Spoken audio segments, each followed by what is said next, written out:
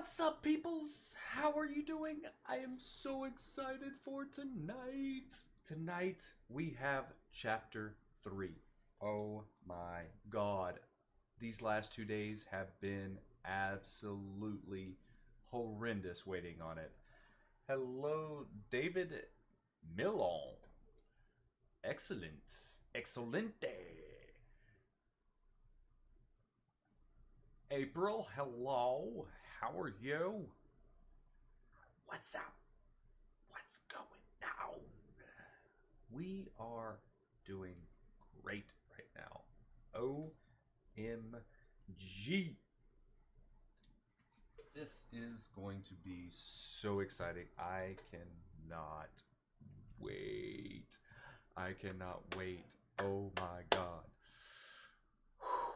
Tater, how you doing? You doing good?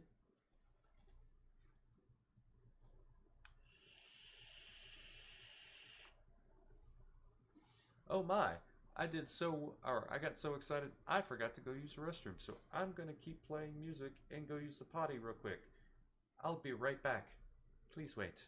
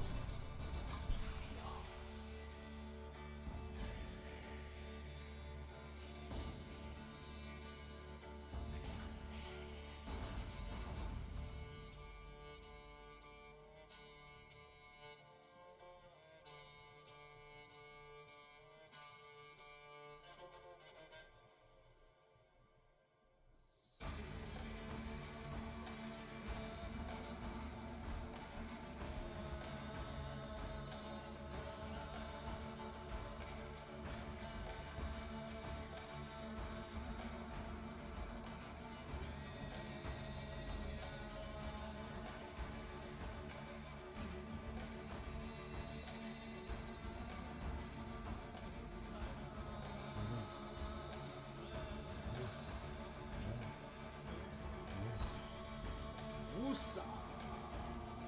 What's up? Alright. Now, I think we're ready. Are you ready for chapter freaking 3?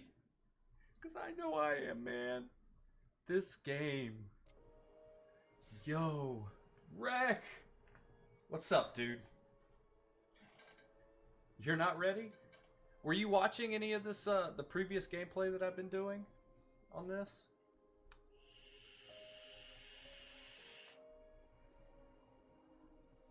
Well, get your beer, get your whatever you drink of choice, some tissue, maybe some popcorn, because it's gonna get freaky. Like, not naughty, not triple X, but R-rated horror possibly, and with a little bit of love in there. Dude, I am, oh my god, I cannot wait. You're downloading Rainbow Six Siege. I may end up downloading that for PC.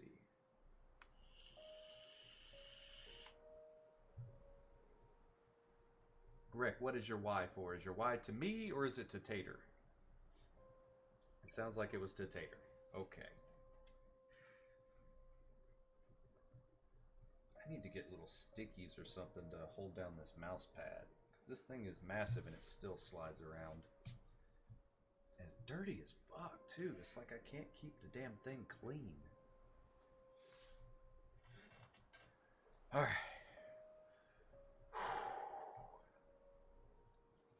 Oh my goodness, my heart can't take this. I'm way too excited. Way too excited.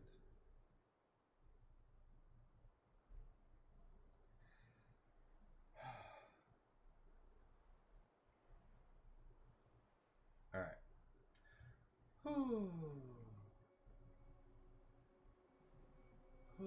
Okay.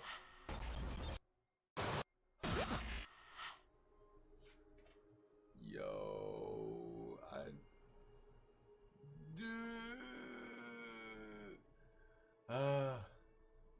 oh my, oh me, oh my, oh me, oh my, oh my, oh me. Okay, all right, we're gonna do this. We've got this.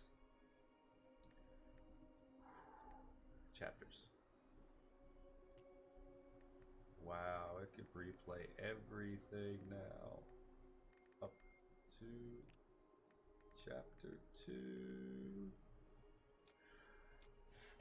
All right. You ready? Here we go.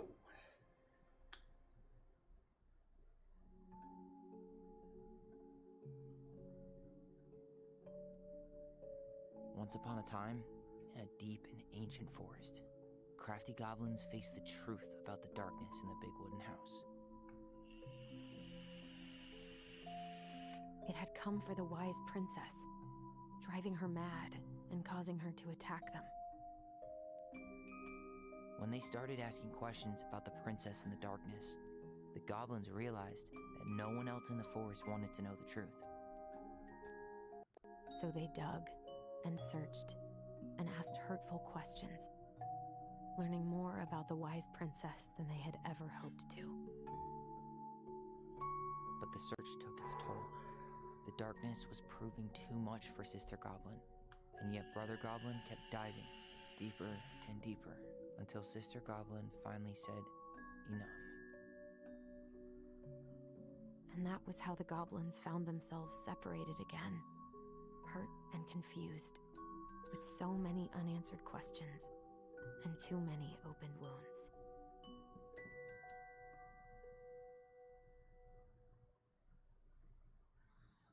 Ooh.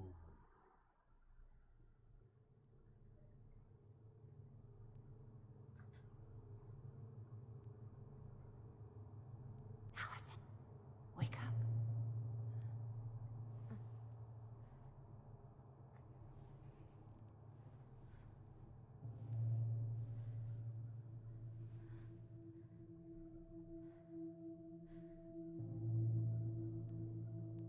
Damn, what a dream.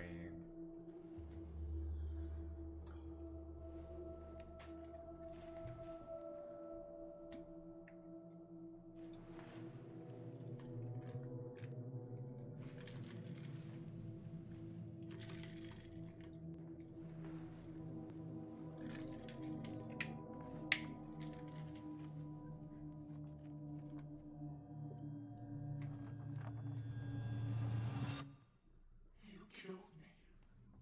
Oh no.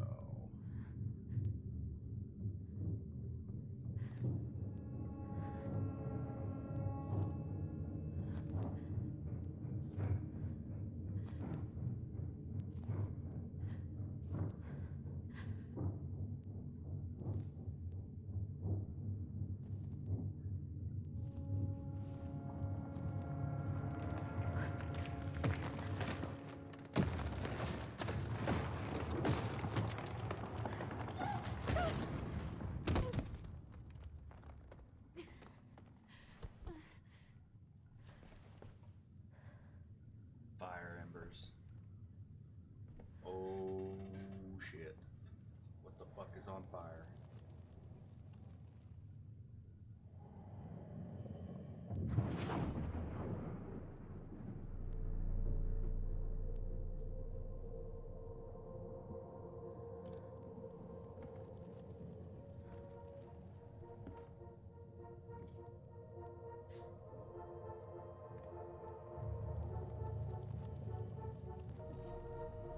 She could only go forward and find a new place for herself in this world, where she was no longer truly a princess in a tiara and a beautiful gown, but a wan woman alone in a deep and ancient wood.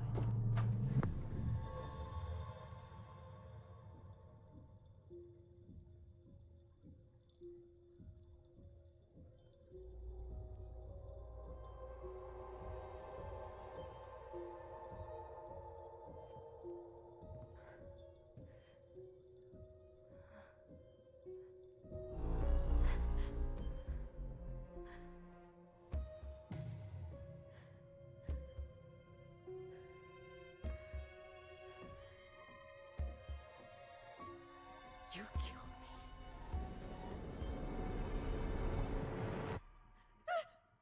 You killed me!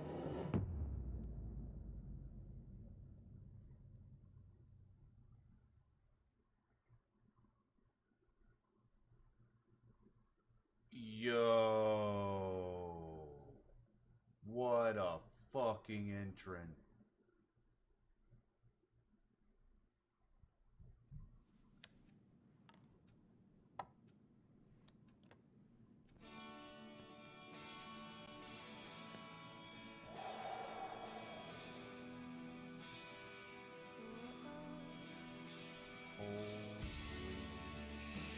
Shit, that was one hell of an intro to chapter 3.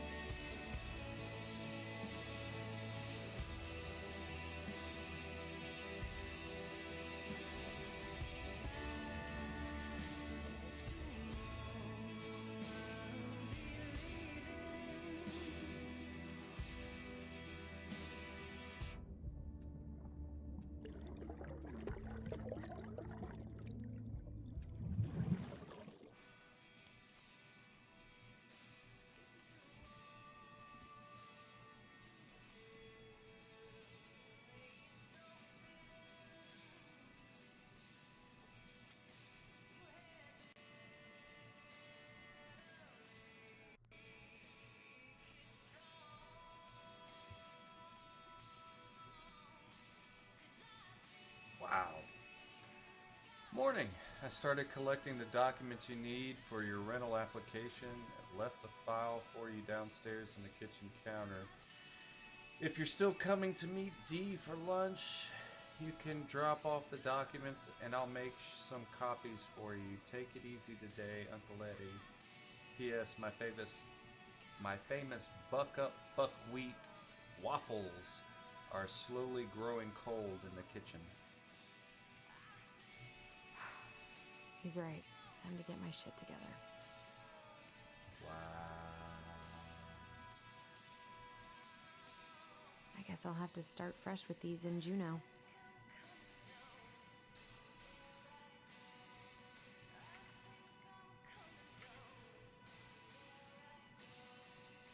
I never imagined Uncle Eddie was hiding so many things from me.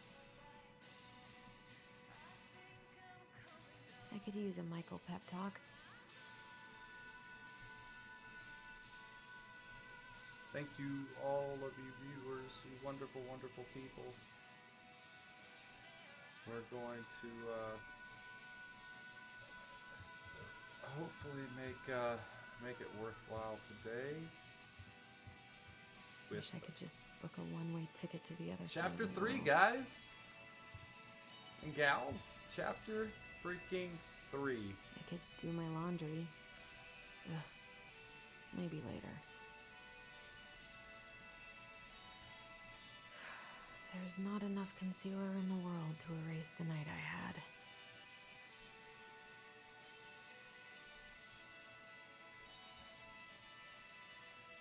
All right, so here, let's take a break real quick. All right, so Eddie was hiding the fact that he was there the day of Marianne's death, their mother's death. He was there that day. Also, he knew that she was going downhill for different reasons. He knew that Tessa called protective services on them and their mother, Mary Ann. But he didn't tell her that. He didn't tell her any of that. So he also suggested that Tyler go to the rehabilitation camp instead of juvie. So that's, and he paid for it. Other things. And then for the first little while, he kept Allison away from, while they were still children, kept Allison away from fireweed or whatever it's called. I think it was fireweed. While they were younger, instead of letting her visit. So that's what's going on right now. That's what the secrets were. It looks like there's only 3. Huh. Okay. Good to know I look just as bad as I feel.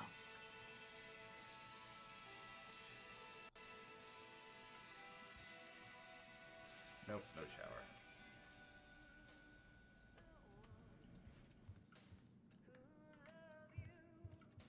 Never could bring myself to send these.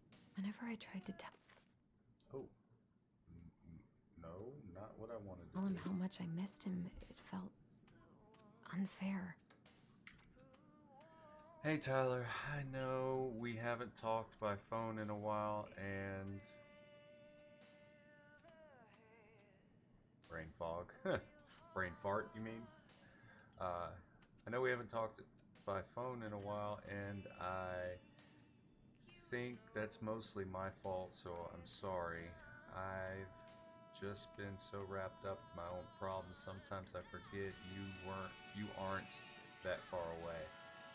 Senior year has been the worst ever. I dated this guy for a few months, Bobby. Hopefully you don't remember him. Only to realize he was a total jerk who didn't give a shit about me. I don't know why it took me so long to figure that out, or why I let it take over my entire school year. I honestly feel so stupid, but I also feel stupid for feeling stupid. Anyway. Yeah, I did not give the right emphasis to that. As you can probably see right there, just to the right of the C. There. Better emphasis, I think, maybe? Sure, why not? Anyway, I think what I'm trying to say is life sucks without you. I miss you. I miss your presence. I miss talking in our voice. Do you want to come to my graduation party next Friday? Nothing amazing. We'll just have dinner with Uncle Eddie and some neighbors. Tessa might swing by. I'd really love it if you were there. Good God, boys. Y'all echo. Sorry, children upstairs. I realize now I could just call and invite you. I don't know why I'm writing a letter, but maybe with all the time apart, I've forgotten how to communicate with you. I'm sorry. I hope we can get back to where we were someday. Love, Allison. Ain't nothing but a heartbreak. How you doing, Death? Welcome to the stream. Can I start the music again? I gotta take care of that rental application. I guess not. How did we go from being so alike to total opposites? I gotta think about something else.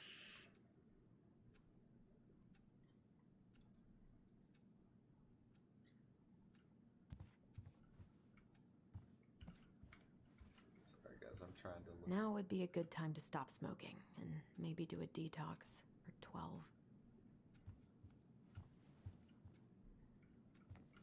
Alright, looks like about it. Maybe there's something over here. Nope, nothing over there. Alright. Downstairs I go.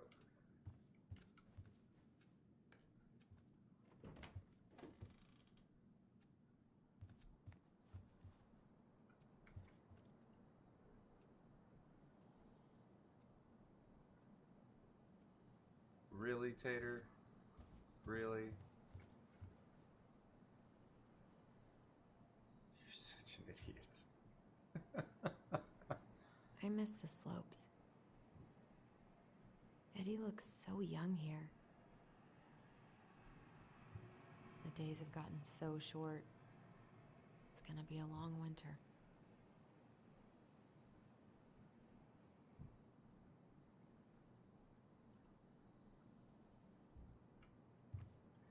It's just loud.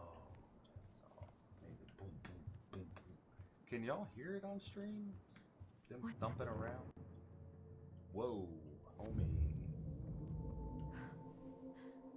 I should probably eat something. Hold on a sec. I feel so weak. So, wait, that was a fake memory?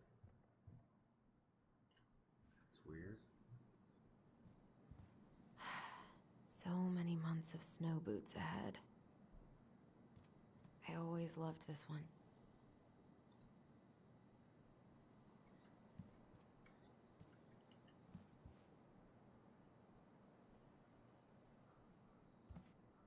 You heard their He echo doesn't laugh. like this kind of attention, but he really does so much for the community. Dear Chief Brown, thank you so much for bringing our children home safe last weekend. Without you, they might have gotten behind the wheel, and who knows what could have happened to them or anyone else. Will always be grateful for your wisdom. Thanks again for keeping this off the books. They are good kids who made a mistake, and Lord knows how a police record can compromise a child's future. We know they will remember your words for a long time, but please rest assured that we will do whatever we can to make sure they understand the extent of what could have occurred, so they can raise awareness among their peers in the community. God bless you, Gail and Toby Locklear, Karen and Brody Moore.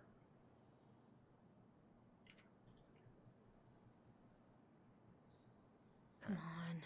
Paperwork. No, I don't want to do paperwork. I want to see what's behind door number 1. Eddie looked pretty concerned when I came home last night. Oh, I should have talked to him about what happened, but what it's the his hell was I room. supposed to say?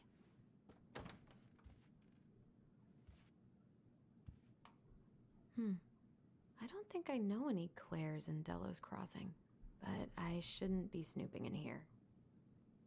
Yeah, why not? So you pick it up? Really? Pick it up and move it. Jesus Christ, woman. You are terrible. Haven't heard him play in a while. It just sits there collecting dust. A secret keeper in her secret keep. Maybe there's something in the Book of Goblins that'll help me figure this out.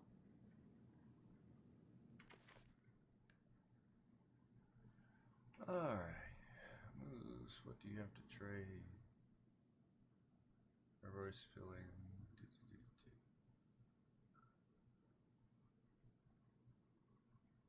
Need to know what that secret was. I think it was.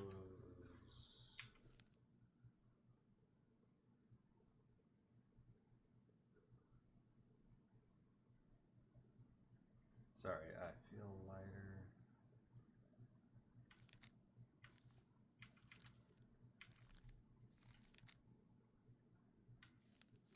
Where would it be?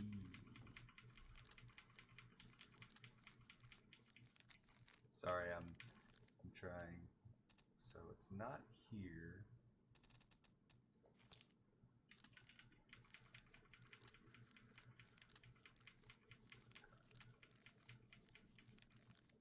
I can't. Maybe there's something in the Book of Goblins that'll help me figure this out. All right, let's look at this again, shall we? Okay, go back here. No, not there. There. All right, so we read this one already.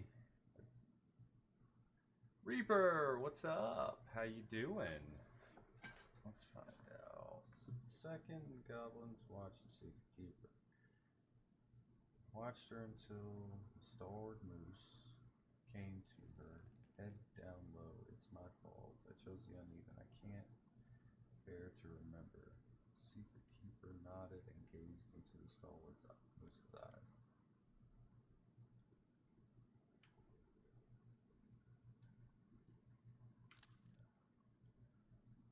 I don't understand this puzzle. Looks like this is coin operated. Looks like this is coin operated. Alright. So I need to find a coin somewhere? Is that what I need to do?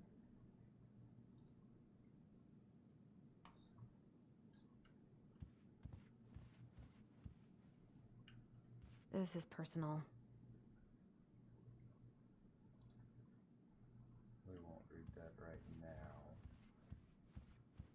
That was a good memory, even though Tyler couldn't come. Still can't believe Eddie never told me he was paying for fireweed.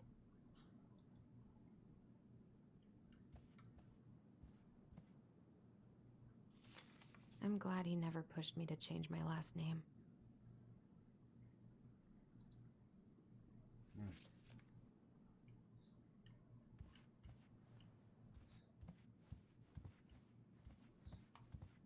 So a coin. What kind of coin?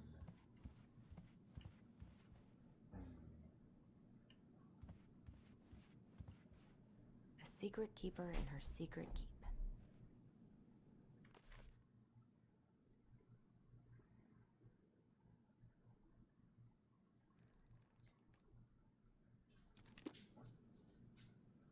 Looks like this is coin operated. Looks like this is coin operated. Shit, it's coin operated. Where's the fucking coin? Oh, let's look. What in the world?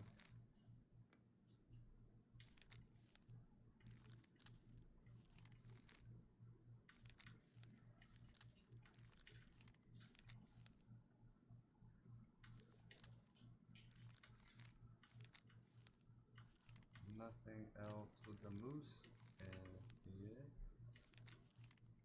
Oh. Get back to what's the superstar?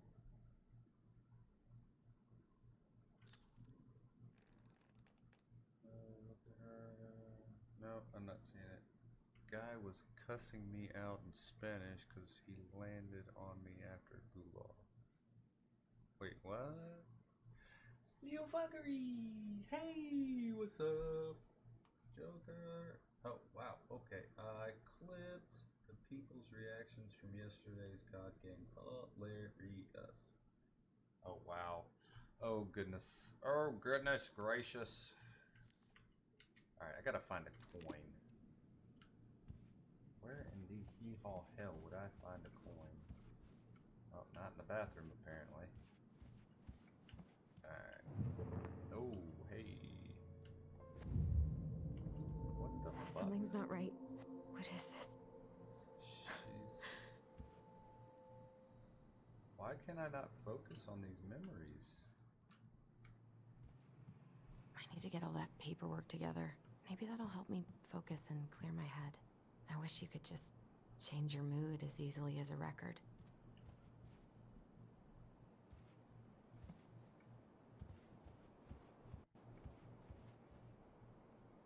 Fizzle, thank you for the I lurk. wish I thought shooting some hoops would help me forget all this.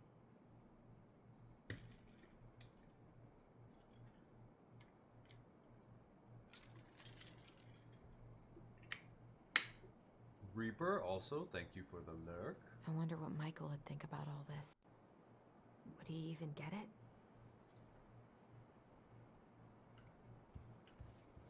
I don't feel like listening to anything right now.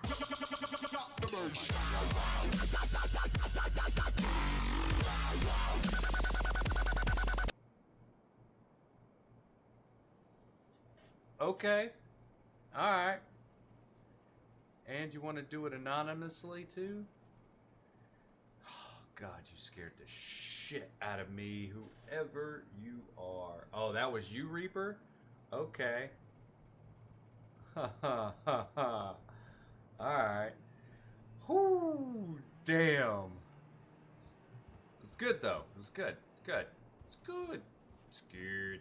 God, the world feels so fucking small right now. I've got to find a way to get out of my head. Oh, God.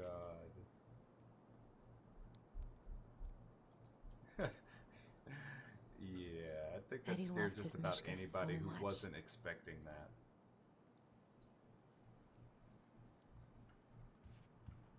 Ooh, coin.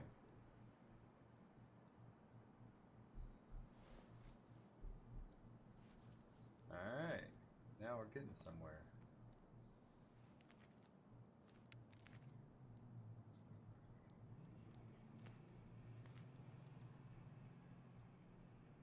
I wonder if I'll ever hear from Tina again. Reaper, you're an asshole. What if I just packed a bag and left? Yeah, Never it's- looked back. It sounds like Reaper's taking credit there. I so don't want to go back to the station. Not after yesterday. Mhm. Sure. I so don't want to go back to the station. Not after yesterday. It was Must either be great to feel like you belong it was somewhere. either Reaper or Tater. Anywhere.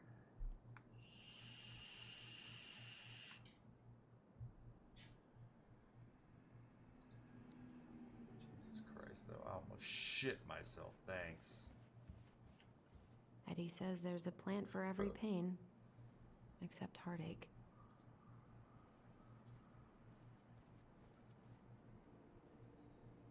Why am I opening a drawer? Oh.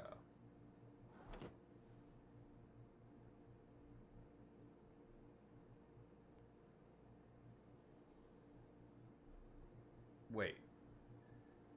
Ape, you were the one that did that? Really? I should have let myself enjoy these trips more.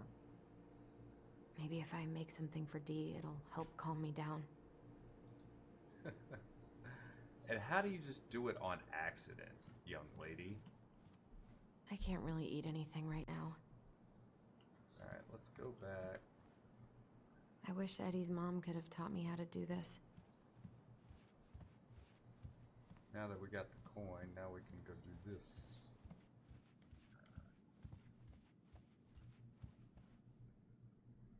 A secret keeper in her secret keep.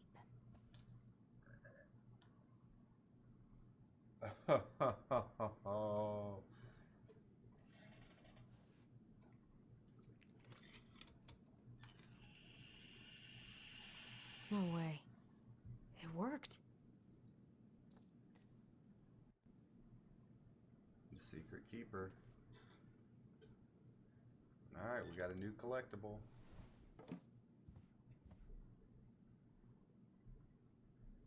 Yeah, sure, April. Sure. The Secret Keeper is a traveling woman who buys and sells secrets. She stores all these secrets in the clouds because nobody ever looks up when they're searching for hidden things.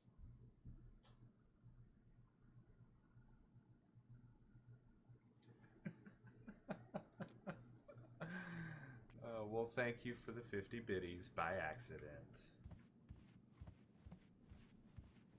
Alright, you know what? Fuck it. Let's read the letter.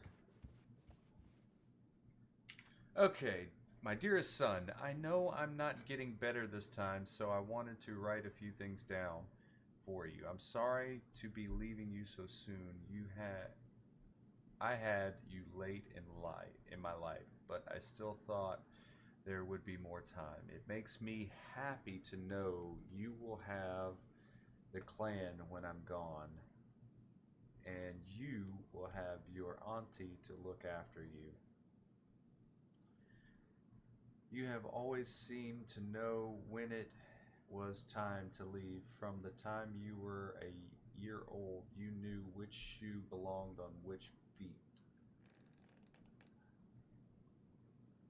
And used to bring me mine whenever I was getting ready to go somewhere. I could never figure out how you knew I was ready to leave, but you'd be, with my shoes every time. You never cried or made a fuss, just helped me on my way. I hope this leaving will be just as easy, and though I won't need you to fetch me my shoes, I know you'll help me on my way. Your strength has always been to accept what it is and to do what needs to be done.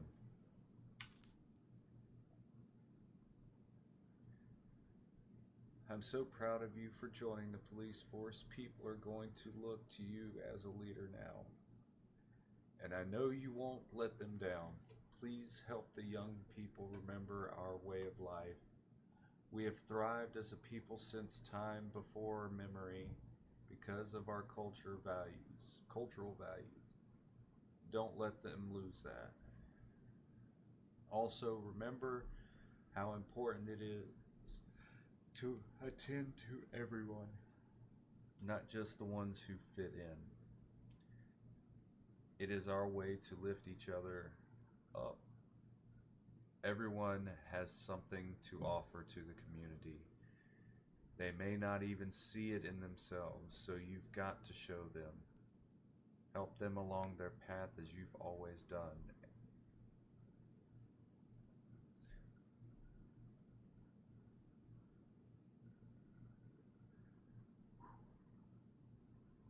Remember, when you uplift others, it makes you stronger too. Yugawa Yaks Zexwan. Oh, that's native. I don't even know what that means. Or I don't want to butcher it just in case. So yeah. Sorry, that first page hit me a little harder than it probably should have, but yeah. I got it. Here's the file. Just need my ID and pay stubs. Okay. We were family, Allison. How could you do this to me? Fuck. I've got to think about something else. Focus. ID and pay stubs. What the fuck is going on here?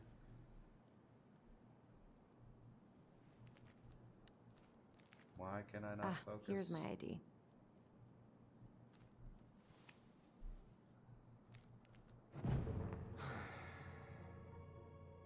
This place was never much more than a bachelor pad, huh? There was so much I planned to do.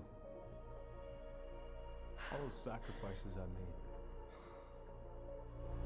And how do you repay me? Lying to my face? You're not my child. My clan deserves better.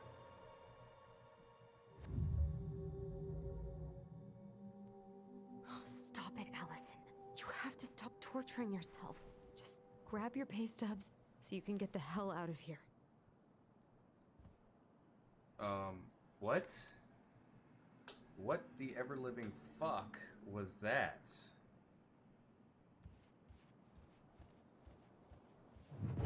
Allison, please. It's a damn shame. Come on, Allison. Don't start.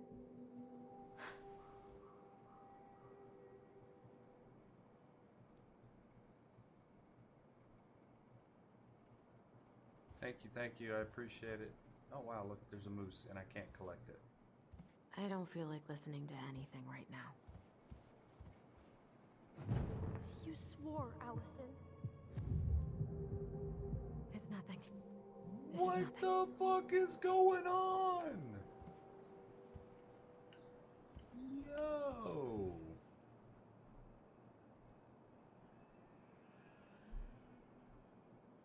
What is this? Why am I even looking at this?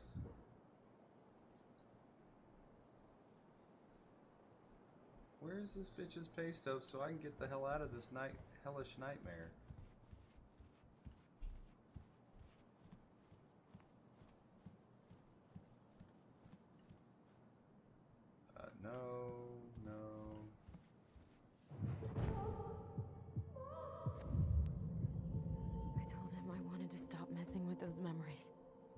he wouldn't listen.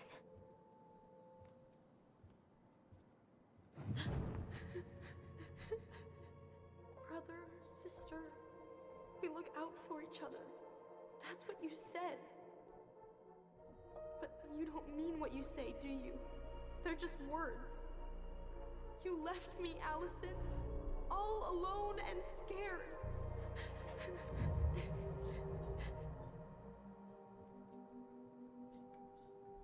What the fuck is What the going hell is wrong with on? me?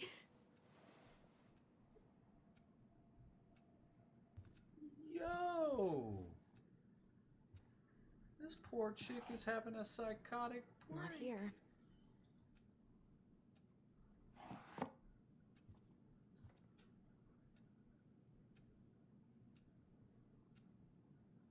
It's not on the desk.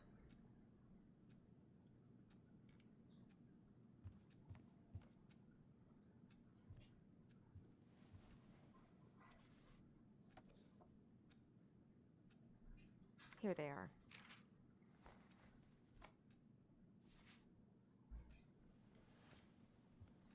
Okay, I think I've got everything I need for the application. Where's that coming from? Where did I leave my phone last night?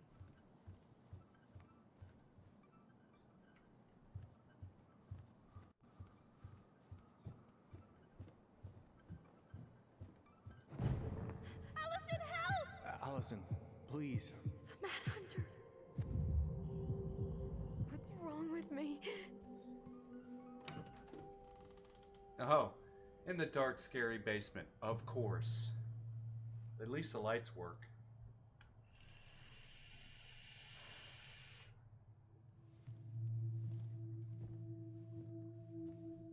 Y'all. What the fuck?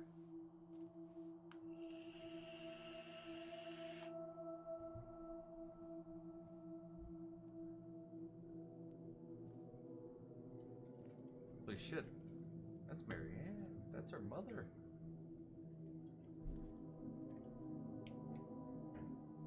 My dove. Only thieves and monsters hide in the dark. Fly back to the light, Allison.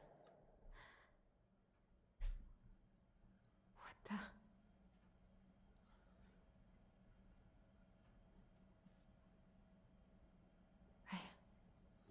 No, no, no.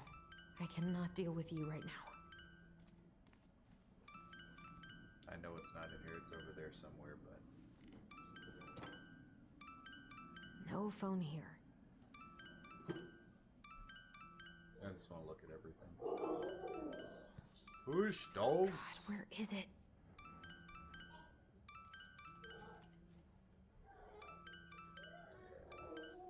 What's it doing here?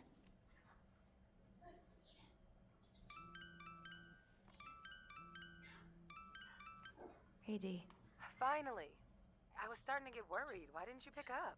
Yeah, sorry. I didn't have my phone on me. Okay. Well, I just wanted to make sure we were still on for lunch. Yeah, of course. I'm getting ready right now. That so? Because it kind of sounds like I woke you up. That's just how I sound. But anyways, I still have a few things to do before I can leave, but I'll be there. All right, hun. See you soon. Get it together, Allison. Come on. Grab the file, get dressed, and head out. Or I was not in the right headspace to make something last night. I should try it again. Wow. So she was starting to make a wolf charm.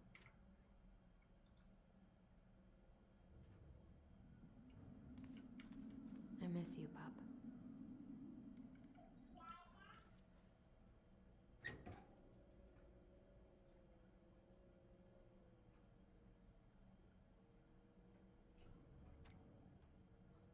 Ask if it, oh, this is a fishing license. Eddie's been too busy to fish lately. I know he's missing it. Alright. What else in here is checkable? What's that? I've Got enough time to carve something for Dee.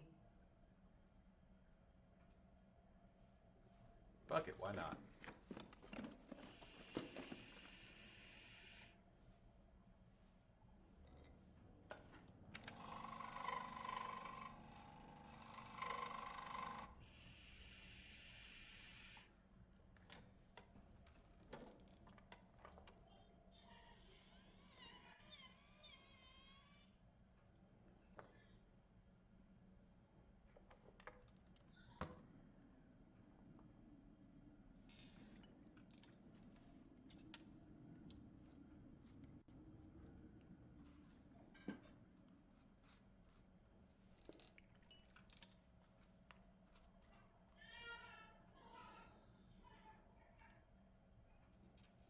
Damn, that was quick.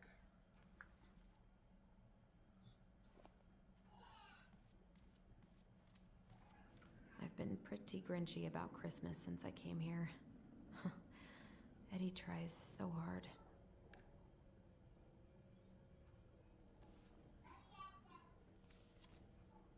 Oh my. You should have taken care of yourself first, Marianne. We deserve this. Is a totally different life.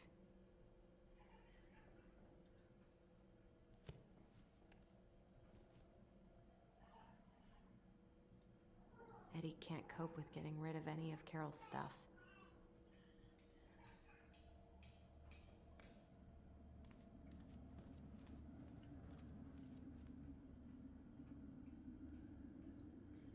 Well, I guess I'm not putting it on that. Alright, what's over here? Tyler and I should bike around the lake when we've patched things up. Now watch it. There'll be another memory at the top of the stairs. Oh, someone's here.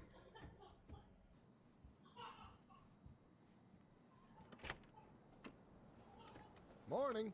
Oh, Hey, Allie. okay. Hey. Hi, guys. What are you doing here? Tessa and I were worried after you called in sick last night. She's busy at the cafe, but she sent over some coconut cake, since you won't be making it in for lunch. That's nice, Tom. Thanks. I'm gonna head on inside. Freezing my butt off out here. Okay, thanks. Is Tyler not around today?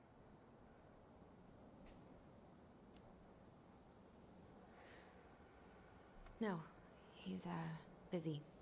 Out at the old house. I see. It must be hard to sell the place you grew up in. So many memories, right? Oh, it's okay. We'll get over it. I really hope so.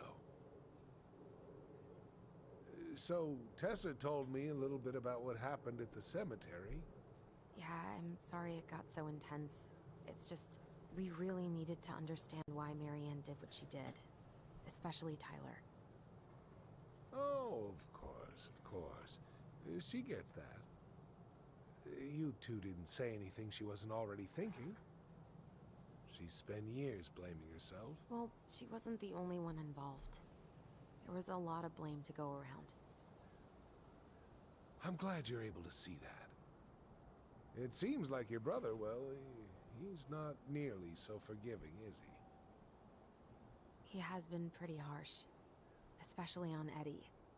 But we both got tired of people lying to us for our own good. Yes, of course. Totally reasonable. Though, I am sorry you're the one taking all the repercussions. I heard about the fight with your uncle. I really hope your brother appreciates your sacrifices. He will. I mean, he does. I'm sorry, but I'm pretty beat.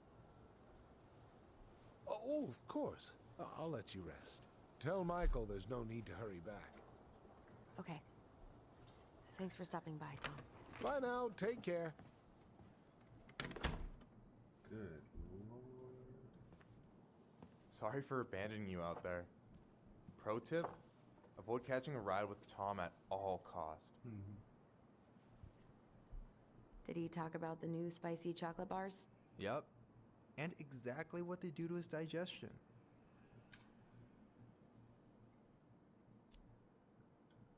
What's up with him? Not sure I've ever seen him so eager to help. I think he and Tess are legitimately concerned. Plus, door-to-door is part of campaigning, right? Yeah, I guess.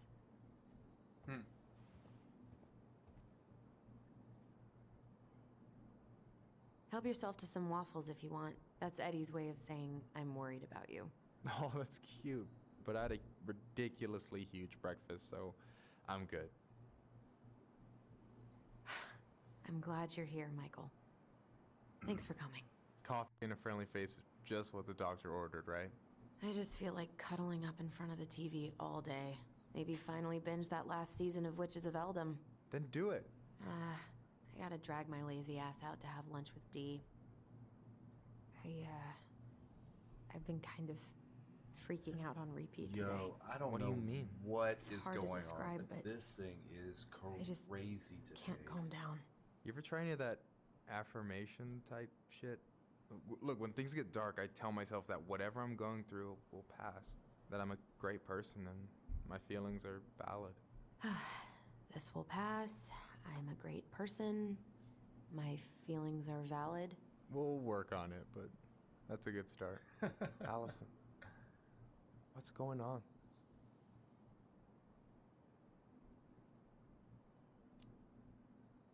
Tyler and I had a fight last night. I was so excited to have him back, but what if 10 years was too much? And we're too different? I don't think so. You just need to get to know each other again. Start with the small shit. Figure out what each other's favorite foods are, you know? And then build up to the big stuff.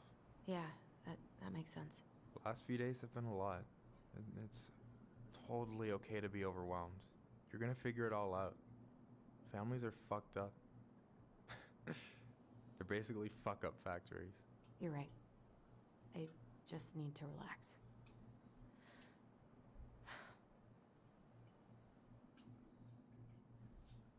So, maybe this will cheer you up. I think I found the perfect place. Check it out. It's pretty cool, right? Deposit's a bit high, but it's got 2 large bedrooms and a view of the channel. Whoa. You're really going to give up our home to live in this ugly box? Whoa. Oh God. Allison, look at me. You okay? I'm just... I need to... I just need to sit down. That was fucking freaky. It's okay. I got you. No, she What's didn't going on? cancel. She said she had a few other things to take care of before she went to lunch. She canceled going in to work. God, everything? My anxiety's through the roof. I can't eat anything without getting sick, and I've been seeing things. Memories. Of Marianne, and me, and Tyler when we were kids, and Eddie, and... It used to just be stuff I'm pretty sure really happened, but... Now I see them everywhere. Shouting every shitty thought I've ever had about myself. I don't know how much more of it I can take. That's intense. I'm sorry, has...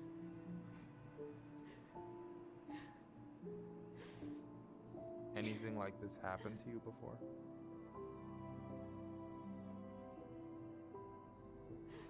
Right after Marianne died, I had a lot of panic attacks, but nothing exactly like this. Jesus, this sucks. Come here, Allie. I hear you. Okay? I hear you. I know what she's talking about. I lost both my parents, and after my mother and father, I was pretty low. You must think I'm completely nuts. God, I wish I had some friends like this back You then. went through some really bad And shit. it's been I about never 10 years, saw too. anyone about it. Well, a little right? over 10 years, Yeah, almost 12 years. I've looked into therapists a few times, but They're all so far away and so expensive. Well, you know what I went through in 2011. I don't know if I'd still be here if I hadn't gotten help. You got that money coming in from the house. And thank you all For our apartment sticking in around. Juneau. I'm I not don't crying. wanna bail You on you. are. This is a pretty intense storyline. Like, Look, holy I know shit. you hate letting people Hey, down, if you but haven't gotta been put your own watching oxygen mask me on play first. the other ones, please go back and I watch get them that. later. And so does Tyler. Thanks. I'll try. I really need to work on the house today, but Tyler's crashing out there. Not sure if I'm ready to face him. If you want, I could go out there, see how he's feeling, and if he's ready to talk. What do you think?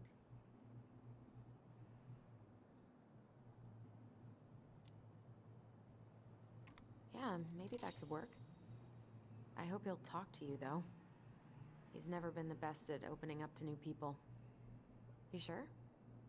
Yeah, of course. I don't mind trying if it might patch things up between you two. Oh shit, I'm gonna be late for my lunch with Dee. I still need to change and stuff, but I can drop you off at the store if you want. Sure, thanks. No, Michael, thank you for listening. I mean it.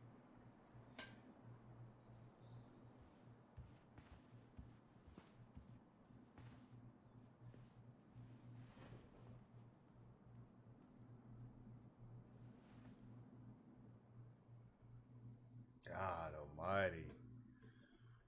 Whew.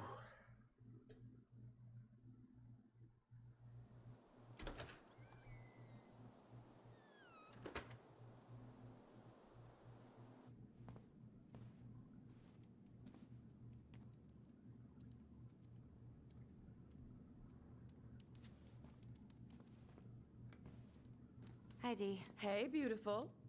You okay? 'Cause, girl, you look like shit. I, haven't been sleeping well. But here I am. That's how much I love you, right? Aw. Well, I appreciate us having a girls' lunch anyway. Just give me 5 minutes so I can finish off this paperwork. Oh, no rush. I need to drop off some stuff with Eddie. All right.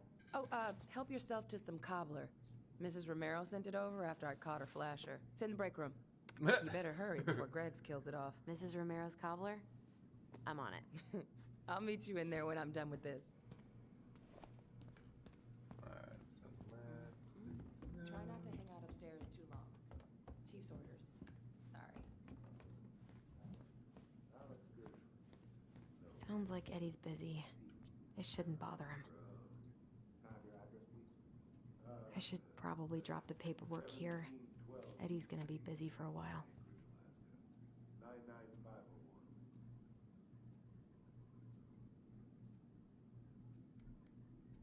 Mr. Gershel, can you confirm the reason for your visit to Devil's Cross? Just visiting family. My folks and younger brother live here. Maybe you know him. Works at the post office. Name's Danny. Yeah, I do.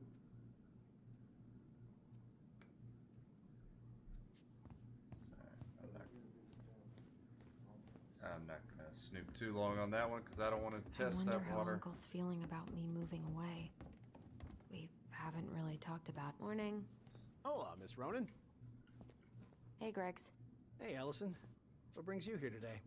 Nothing really. Just waiting for Dee. Then pull up a chair.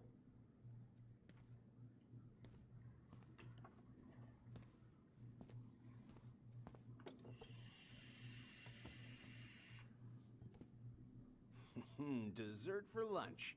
Pretty cool, right? Pretty cool. Yeah. I've always had a sweet tooth. Got it from my mom. She baked darn near every day.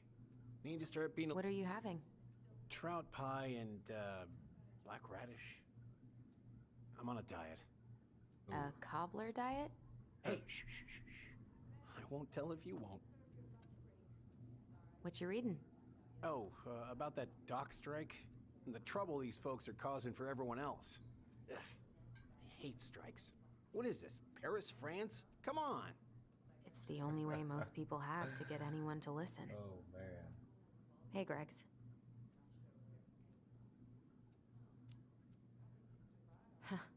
So, what's the criminal underbelly of Delos Crossing been up to lately? Poachers, vandalism, a few memorable cases of public indecency. Nothing too serious. Which is fine by me. Boring is good. Not like Juneau. My daughter's always begging to move there, but that is not happening. Why? Juneau's awesome.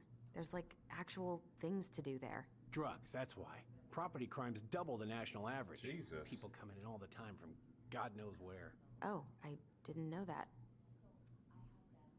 We haven't had a three-pointer coffee break in a while. You remember how that one shot of yours went wild and smashed the picture of old Chief Burke? Yep. Couldn't show my face around here for a week. Well, I'll let you in on a secret. Most people hated Burke anyway. Your dad's a far better chief than he ever was. What are they talking about? They're talking about none of your business, young lady. Ooh. All right, I'll meet you outside in a minute. Then we will proceed with the prisoner's transfer. Okay. I'll await further instructions in the parking lot. Hey, Gregs. Got any big vacation plans coming up? We'll probably go up to Anchorage for Thanksgiving. Linda's sister lives up that way. But I'm also secretly planning a family trip to New York City for New Year's. Been saving for 2 years, and I got it all arranged under a fake email. That's really cool. I'd love to go there someday. It's probably our last big trip before Lauren's off to college, so I wanted to make it count. I'm sure everyone will have a great time.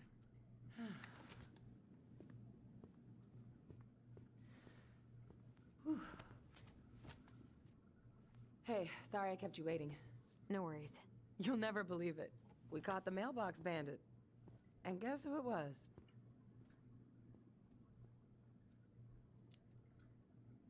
Wait, huh?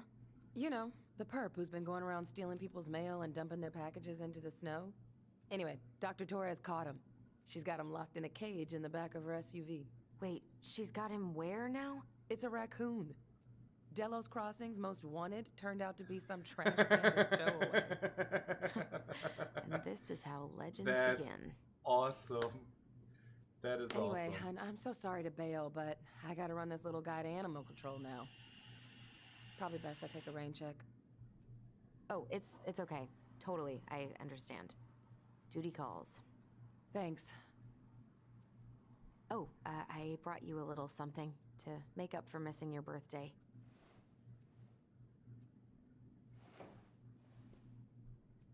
It's not much, but... You're kidding. I love it. Did you make this? Trash bandit. How Yeah, I did know, get right? So lucky. It's hilarious. Delos Crossing's not gonna be the same without you, girl. Oh, come on. Right, I'll call you later. And try to get some sleep, all right? See ya.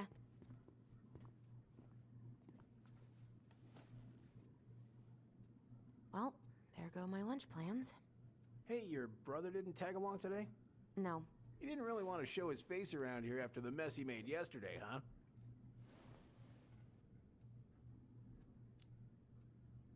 What do you mean? Well, you know, how he went and broke into the archive room, then pretty much assaulted your uncle. Look, we're all worried about you. This isn't the Allison we know. The Allison you know?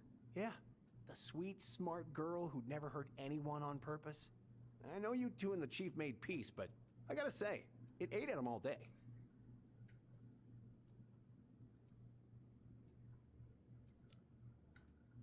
I'm sorry, but I really don't want to have this conversation right now. I had a rough morning.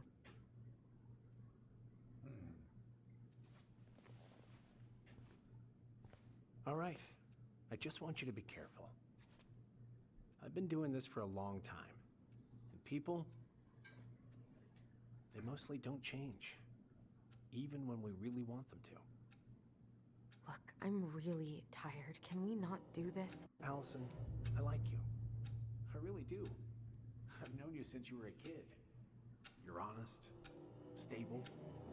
You're not a troublemaker. Tyler, I mean, if he goes down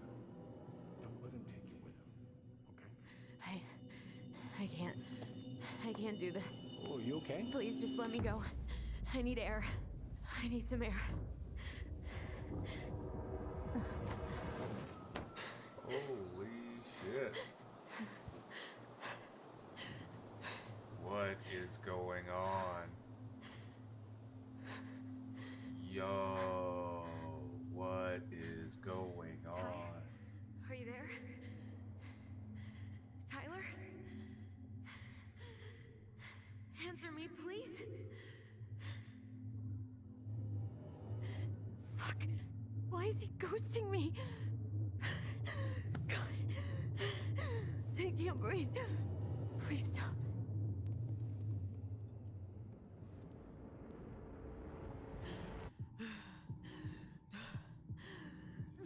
Ooh. Okay. Okay. Oh. I've been here before. Oh. This will pass.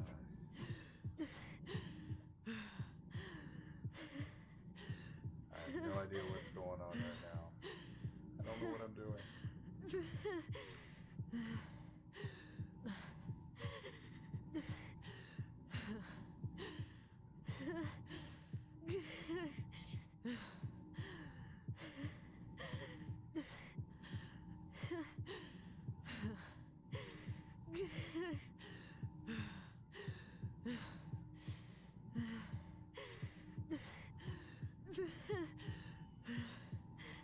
Think I did all right?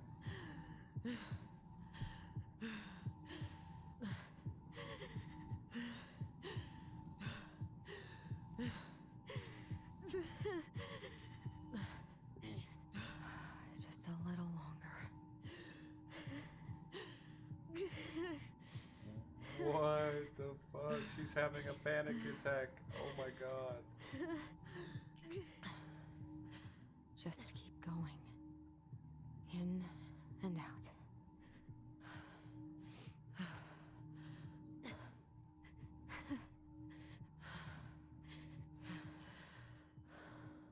My heartbeat's slowing down. Oh my god. Hold on.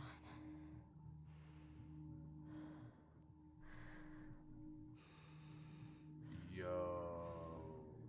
She was having a serious You're getting panic there, attack. You're getting there.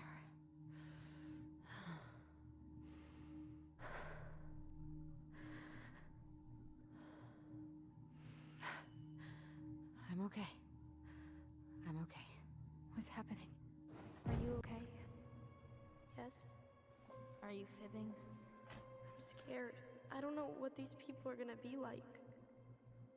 Or when I'm gonna see you again. We can still undo it. We can tell them what really happened. No way. It's done. That's it.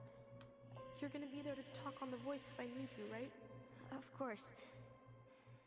It'll almost be like we're still together. It's time to get going now. Come on. Wait, Chief. Just a sec. Hey, I went back to the house and got a few things for you. I know how much he's meant to you. Thank you. Thank you, Sam. Oh, kids, this is just goodbye till next time, okay? Fuck.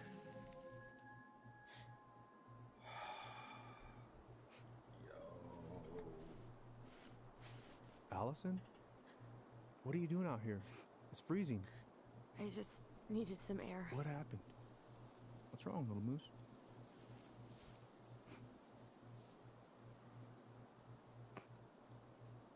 Yo. I think I had a panic attack.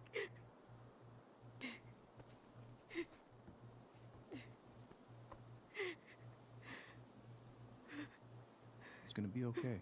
Let's get you inside and warmed up. Then we can talk about what happened.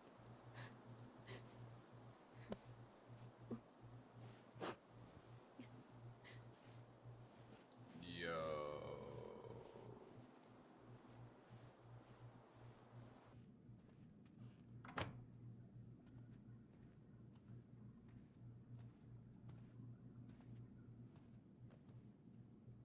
I'm sorry. This morning has just been so... God, I'm embarrassed. Don't be. You haven't had an attack in a while. What's going on? I've just been so wrong. About everything. Did Tyler say something to make you feel that way? No. It wasn't him. It was me. I failed him.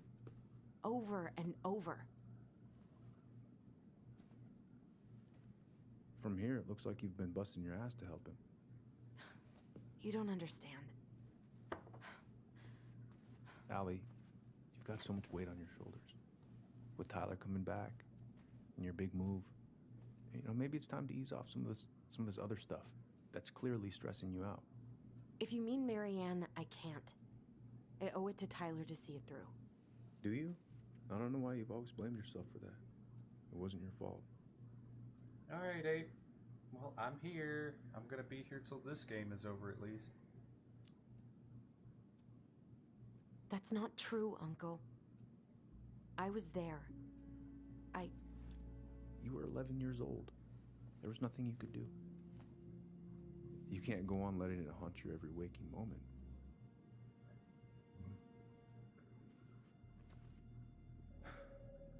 Look, you're not your mother, okay? What do you mean? I mean, something happened to her. Something bad. I don't know what it was, but it never left her. You can't make that same mistake. You gotta tell those ghosts to move on.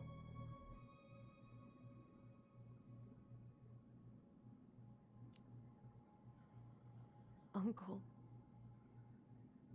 It was me. I was the one who had the scissors. What? What are you saying?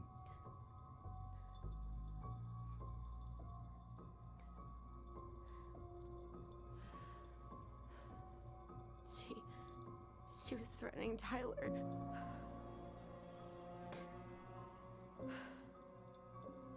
So I stabbed her.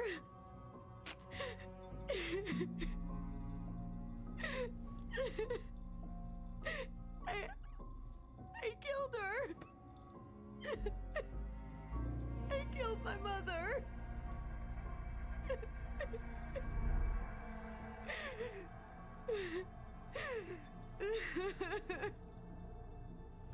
But Tyler confessed.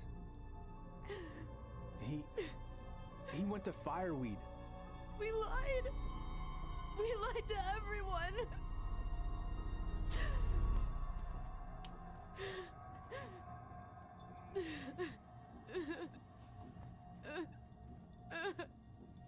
No.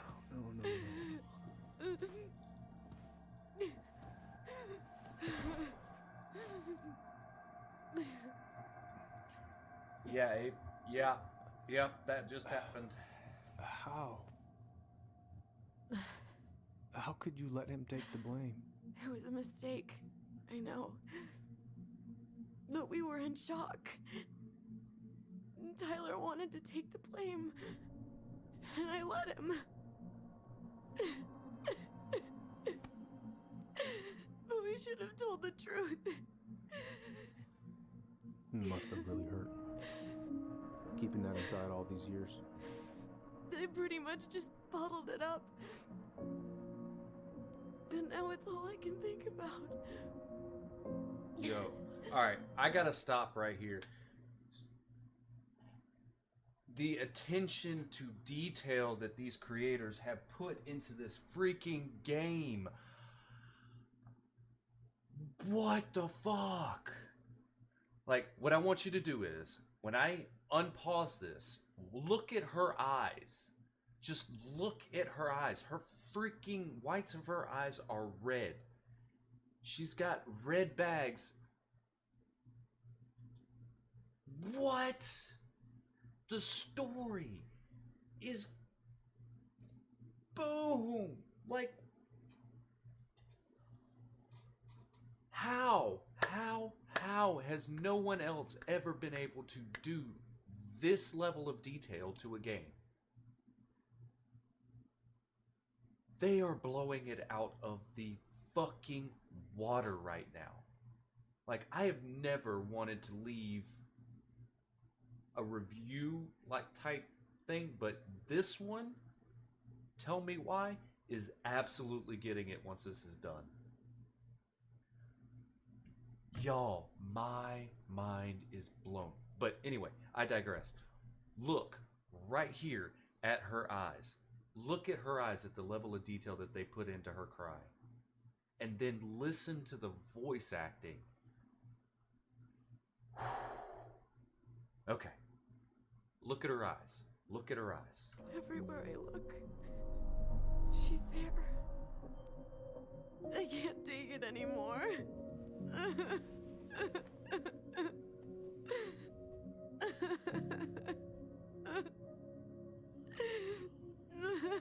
It's not easy to admit something like that.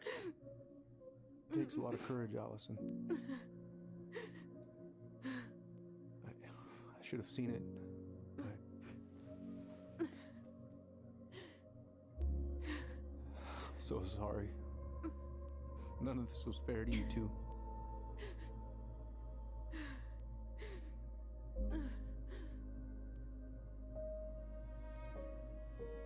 Look at her eyes! Oh my god!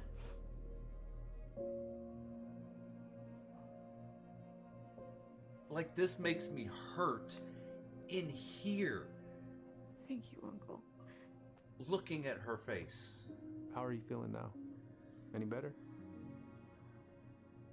Relieved, actually. And really tired.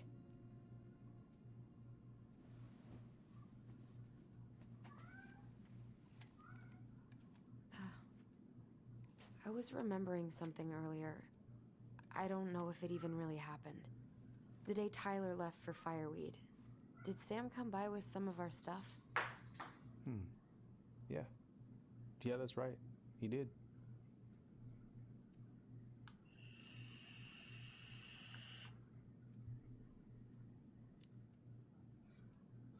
I remember he brought us our goblin figurines.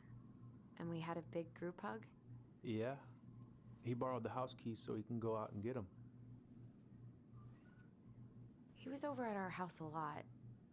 Fixing things, chasing off animals. I know you didn't turn up anything about who our biological father was. But did you ever think it might have been Sam? Oof. Well, your mom and him were close, so that's a possibility, but I never found any proof, no. I should go talk to him. Are you sure that's a good idea? You need to get some rest. I have to do this. And not just for Tyler. For me too.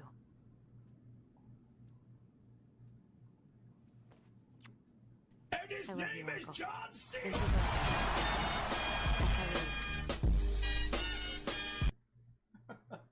Wreck, you're an ass.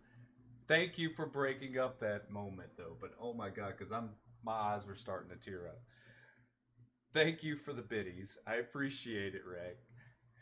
But fuck, come on, you could have waited till at least the break in the scene. Like, dude.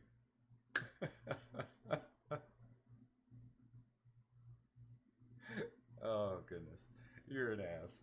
But I love you. Thank you for the 50 biddies. I appreciate it. Can we finish the story, Rick? Like, what the shit? But that want as good. That want as good. What? Are you drunk? Have you been drinking, Rick?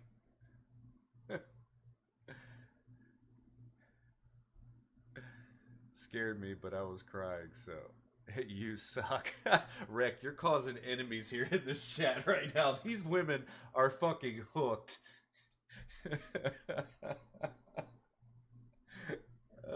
Oh, God.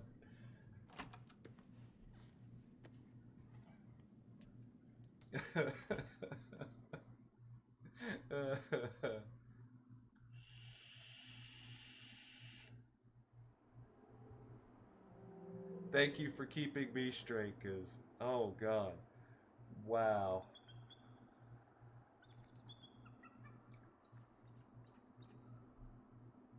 All right, the marina. So we're still Allison. We're probably gonna talk to Sam now and figure out what the fuck's going on. You can do from this. him finally. Wow, damn, this is. Look at the detail in this area. 240 hertz refresh rate too. Look at that. Oh my god, it's so beautiful. Like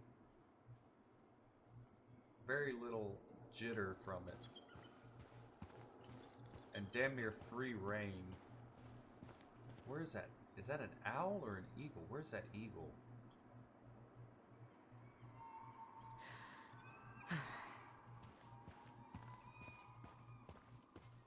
Alright, let's look around the area. I want to see if I can explore anything out here, especially considering that he was so closely tied. Can't go that way. Yeah, no. Alright, we gotta have a break because my heart can't handle this story. Oh my god. Yo, we need to have a petition. We need to have a petition to make this actually a fucking live action movie. That's my suggestion. What do y'all think?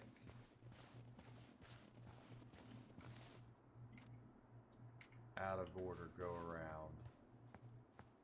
Good. He's here.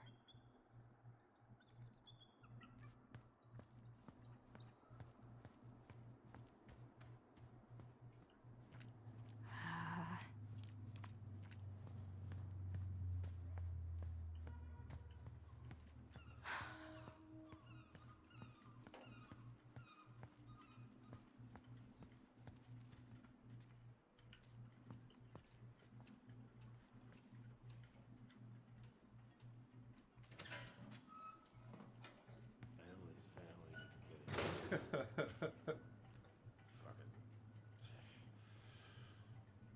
already got the lifters in there. Damn it. Oh, Allie, Hello. Hi, Sam. Are you okay? Yeah, I'm fine. What are you doing? My cousin Billy bought an old motorboat, but that fool drowned the engine taking her out. Yeah, I told him I'd fix it. Can't put any of the chain or the valve covers back on. So, did you need something?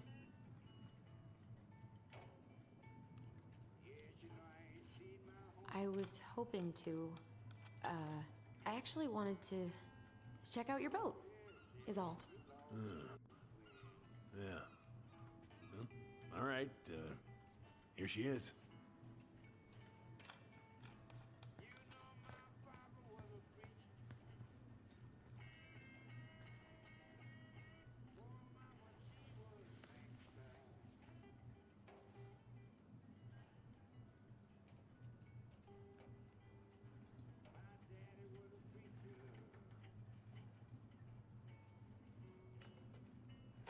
You are hereby summoned to appear to answer the complaint at the following date. Court appearance is mandatory. We had a fight. Failure to appear will result in Sibling rivalry, huh? insurance. You should have seen me and my Issuance little of an brother. arrest. Right up till the end.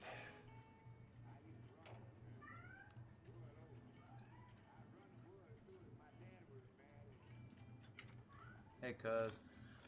Left you my boat a month ago, and far as I can tell, the only work you've done is test how much beer you can fit on it. How's the, I paid you in advance as a favor. Slow. There's a lot to do. As a favor because I know you need it. But god damn it, I need my boat back. Family is family, but get it done by the weekend or I'm reporting it stolen and I know you're tired of brown on your ass. Answer your goddamn phone.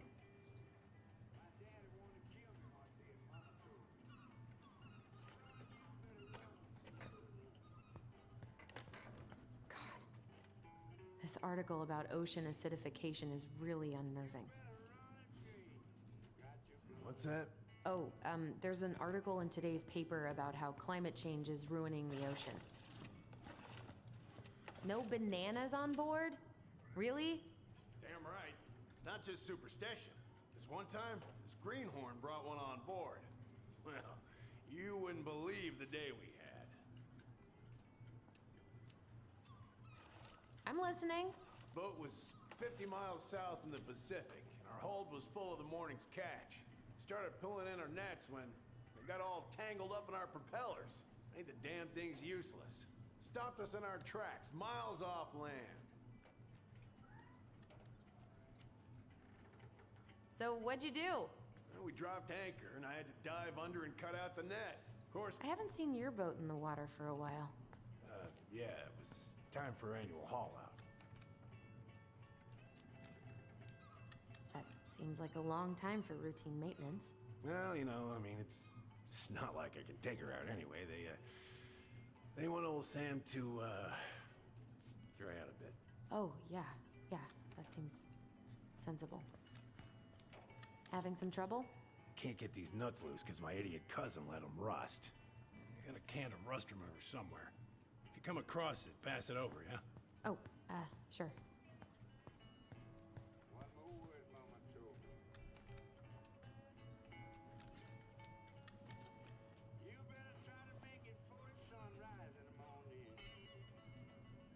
Oh, I know this one.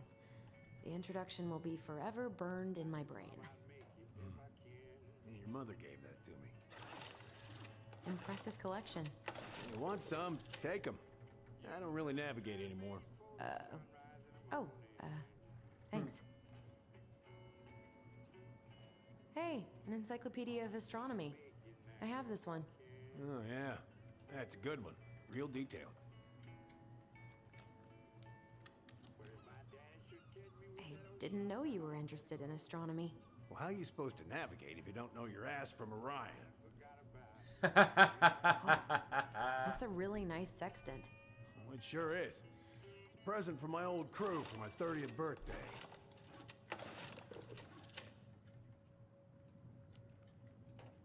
It's beautiful.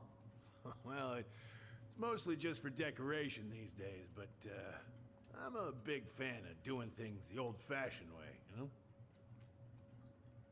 That's pretty cool.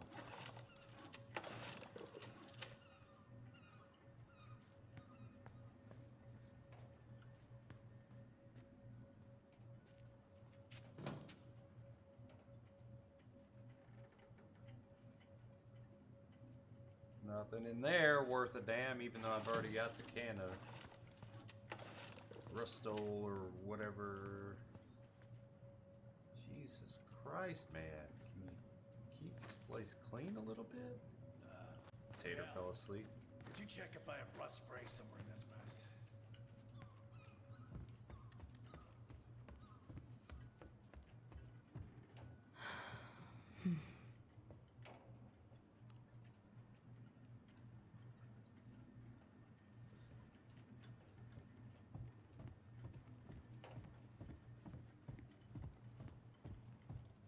Yep, that's definitely a mechanic's shop. Look at those hands. Authorized Sam only.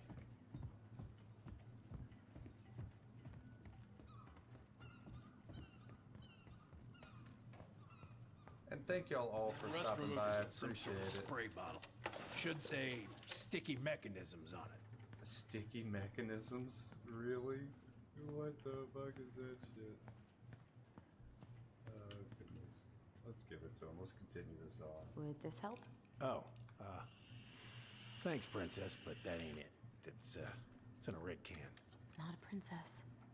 Ooh. Ouch. Oh, damn it. What happened? Busted my finger with that stupid wrench. Grab me a gauze.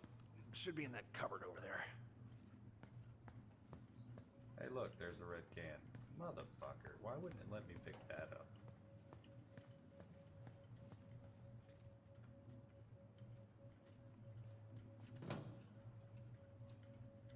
hey, look, there's sticky mechanisms. And I can't grab it now. Yeah, the gauze should be in that cupboard over there.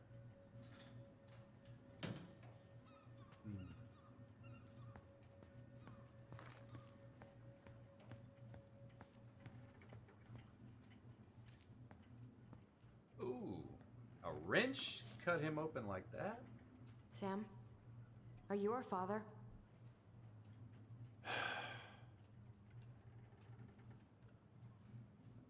Figured you'd ask me that question someday.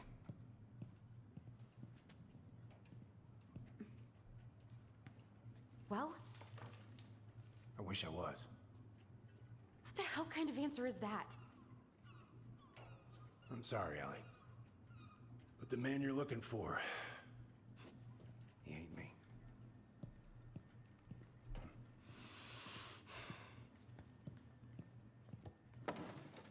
Oh, okay. Guess I'll just take your word for it then. Hey, you got no right coming in here getting angry at me for something I got nothing to do with.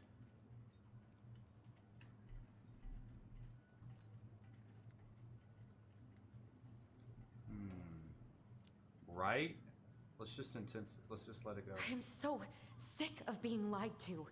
I ain't lying. Hey, Reed. I'd have been damn proud to be your daddy. Damn proud. I need proof, Sam. Proof.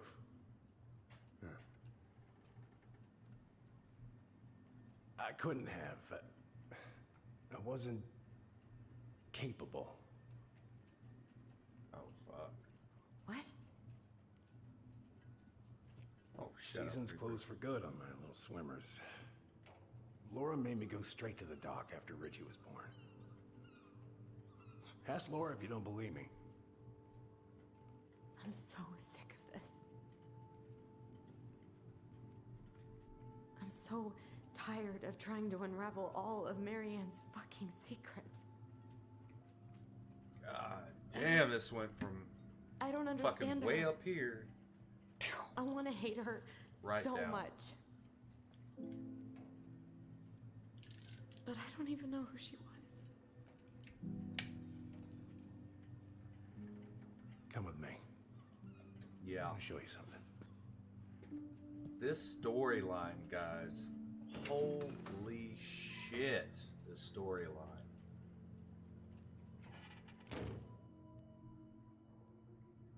Hello, all the viewers. Thank you for joining. I do appreciate it. Oh. When was the last time you cracked a window? Looking sharp, First Mate Kansky. What's that now? These pictures. Oh, well, yeah, that was long time ago. What do you do on board? Oh, I worked the deck. Started out doing maintenance, collecting the garbage, cleaning the hull. Ranked up to navigation after a while. Right. Hence the sextant. Where all did you travel to? Mostly worked the Southeast Asia route. Vietnam, Cambodia, around those parts. Wow. I had no idea you were so worldly. Well, I worked on a cargo, so I didn't get much shore leave. But, you know, there's really nowhere my legs feel as steady as on the deck of a ship, steering her toward a deep blue horizon.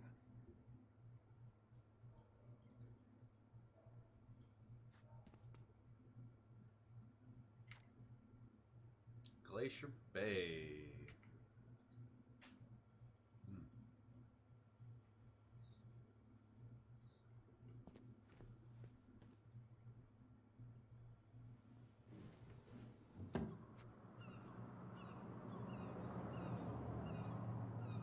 Open a window.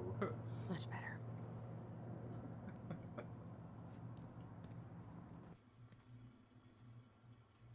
Wow. You want to take a seat?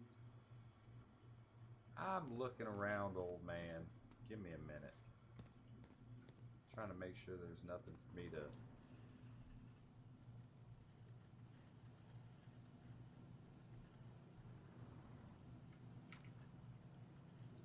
Samuel Kansky, the 29-year-old captain of the Anakak bros, whatever the, didn't think twice before jumping into the ice-cold, choppy waters of Mitchell Point to save members of his crew after their vessel capsized off the coast of Juneau, Alaska.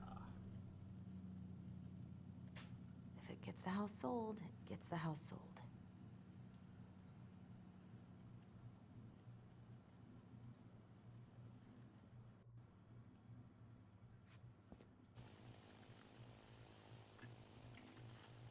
Dad talked to Mom and she said you were having some trouble.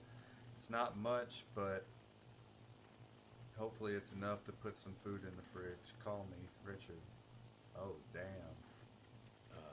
You want to take a seat? Shit. Why is there a burnt up pan in your garbage? Oh, yeah, that. Might have fallen asleep cooking dinner. Glad you're still with us.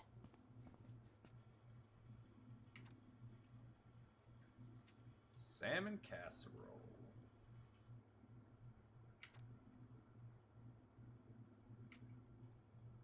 A meal plan? Really? Interesting. Very, very interesting. Alright, looks like I am sitting now because there's nothing else What's to do. all this? Here, I kept a few things. Hello, everyone. Again, thank you. Can I?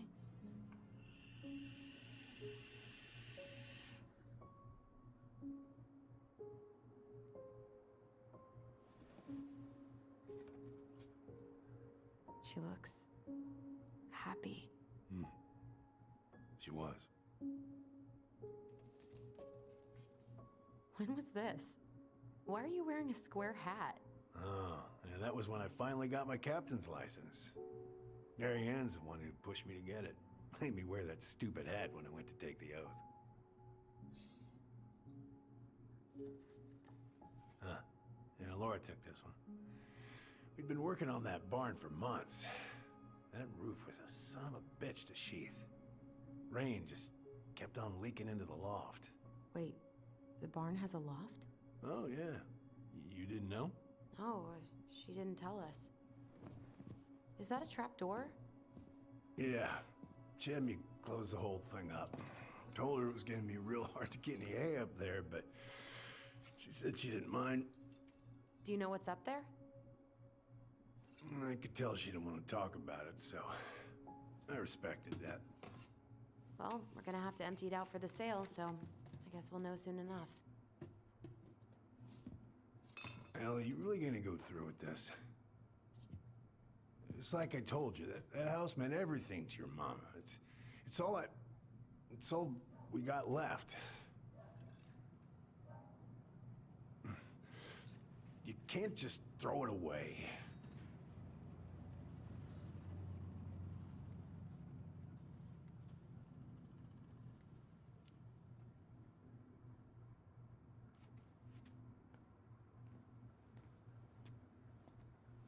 I'm sorry. I know how hard this has been on you. But you need to move on.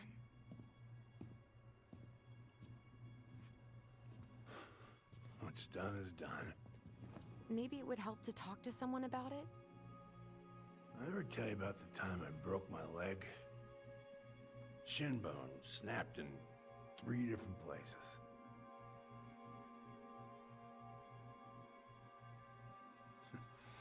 It stuck on my ass for a month. No use to anybody.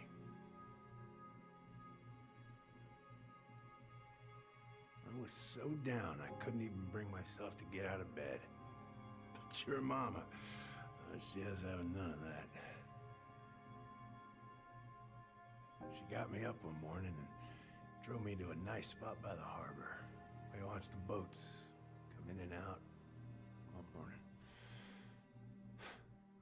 You can't let yourself be defined by the parts that are broken. That's what you told me. You gotta find a way to work with what you got. Think about that a lot. Gotta remember.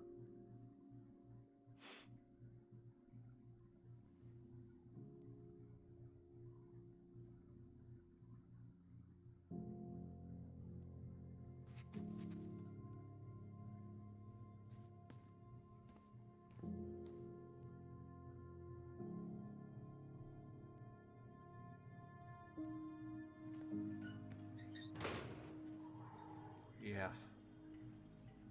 Oh, yeah. Holy hell.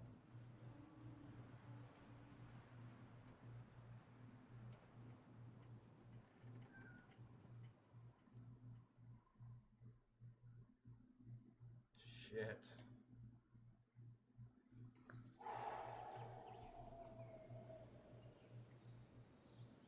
Yo, peeps, what the fuck?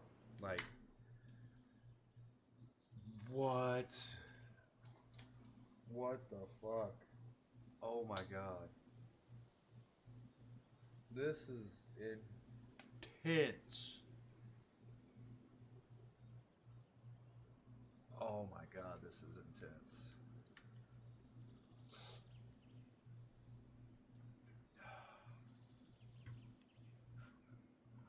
Wow.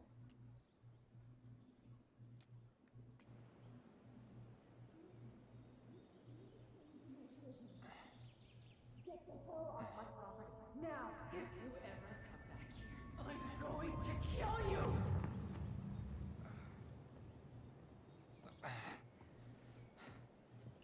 Hey, Tyler? I've been looking all over the place for you. You alright? Yeah, I'm fine. Whoa, whoa. Hey, let's get you off your feet, okay? Come on.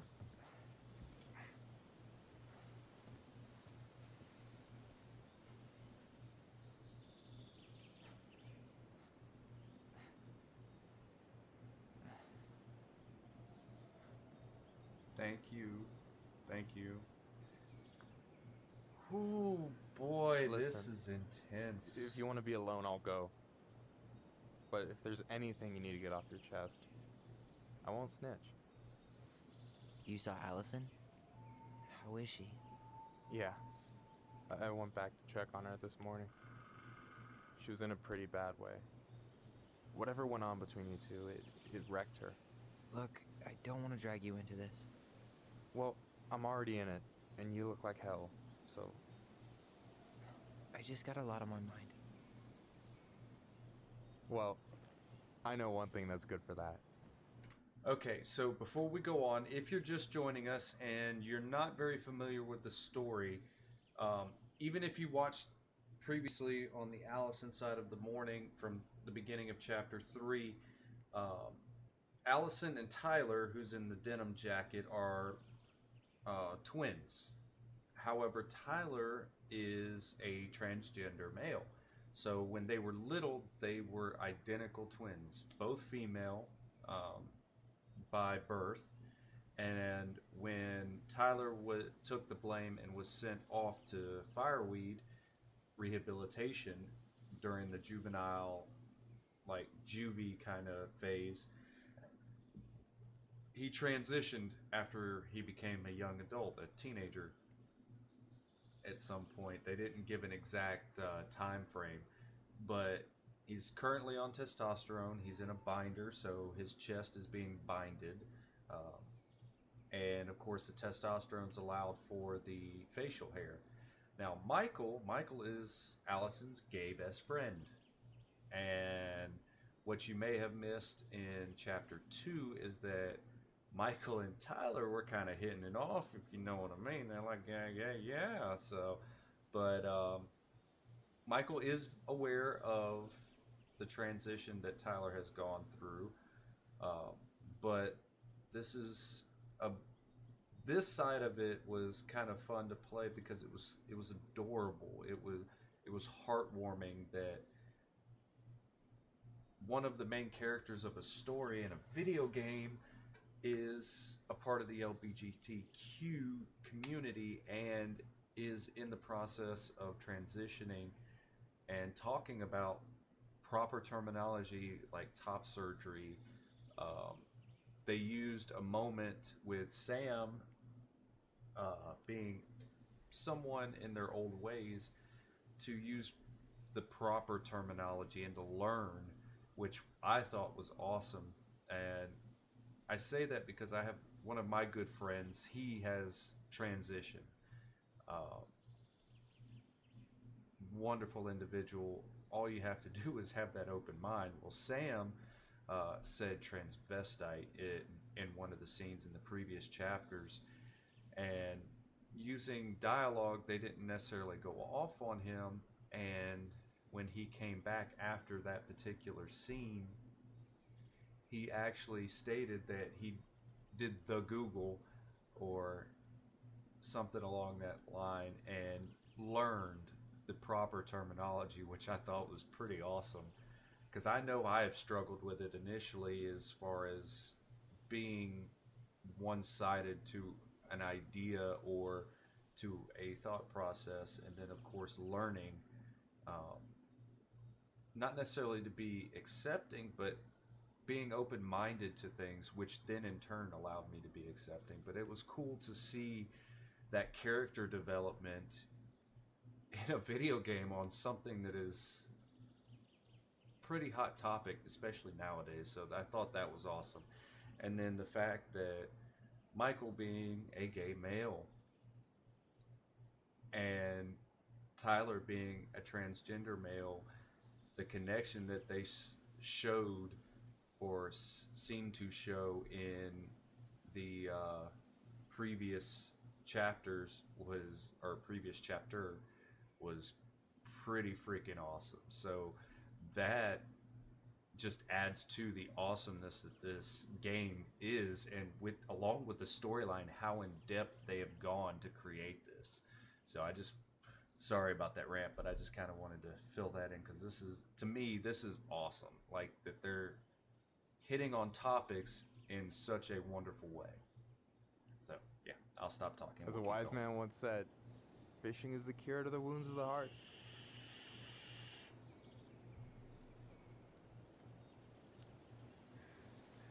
Was that wise man you? Hey, like I said, I gotta write my own legacy. So, you in? I don't know. Come on, we're burning daylight. Let's go. Where are we gonna go? Why go anywhere when we have a perfectly frozen lake right here? Ice fishing in November? Yeah. It got cold way fast this year. Climate change. That shit's gonna kill us. But hey, fish first. You can walk behind me if you're afraid, though. You're actually serious? I am a very serious man, Tyler. Let's go. We still have to get everything out of the car. This is great. This is so great. I'm excited to see where this dialogue's going to go with these two. Stage is set. It's showtime. Whenever you're ready. You sure you don't want to go? Nah. Look, no way I'm gonna rob you of your first catch in your own backyard. All right.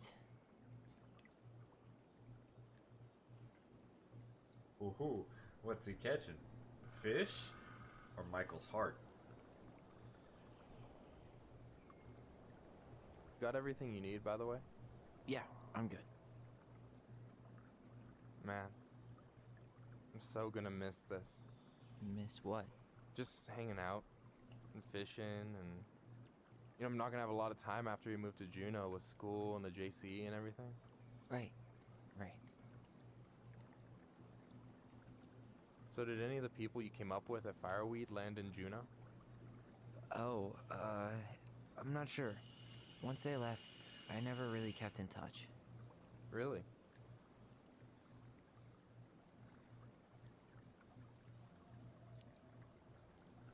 People came and went a lot.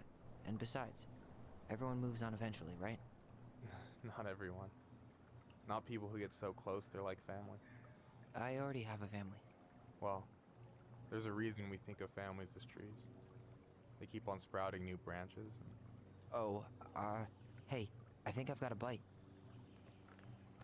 You got this. Reel him in. Oh, oh, oh. Action, action. How do I do this? How do I do it? How Come do I on, pull up on the rod.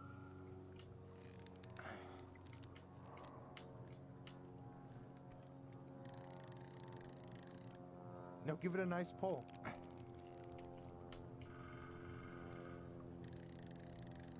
got it. Slippery little. Got it. Bravo. Ah. First Hey, of all- Kirk. How's Pace it going, yourself. buddy? It's a How you marathon, doing? not a sprint. Thanks, Sensei. Oh, hey, did you want to make solid plans to hit the buzzard hole? The river might ice over soon, so we shouldn't wait too long. Yeah, sure. Sweet. I was planning to go Saturday. Nothing I'll much, pick my you up on the way dude. out. Cool. I'll set my alarm to ass crack of dawn. So, we can, if you are up a little later tonight after I get done with this, we can hit some Tarkov up then, or tomorrow at any point because I'm off tomorrow. So, yeah, there's that. Except for later in the evening, which I will be probably playing Dead by Daylight with the Madhouse crew. Just slaying on Forza Horizon 4, huh? So 12:30 my time. Okay, cool deal. I'll definitely hit you up. I mean, of course, you're welcome to stick around and watch this awesome storyline. Even though I know dialogue games are not your friend, but this is like intense. You got anything good in there? Maybe, but who says I'm willing to share? Absolutely, will Okay, do. fine, be that way. So, ice fishing. I mean, yeah. What isn't there to like about standing in the middle of a frozen lake? All right, here we go. Ooh, another fish, another fish. Ooh, this one's tighter. This one's tighter. Ooh, ooh, ooh. Come on, stay in there, stay in there.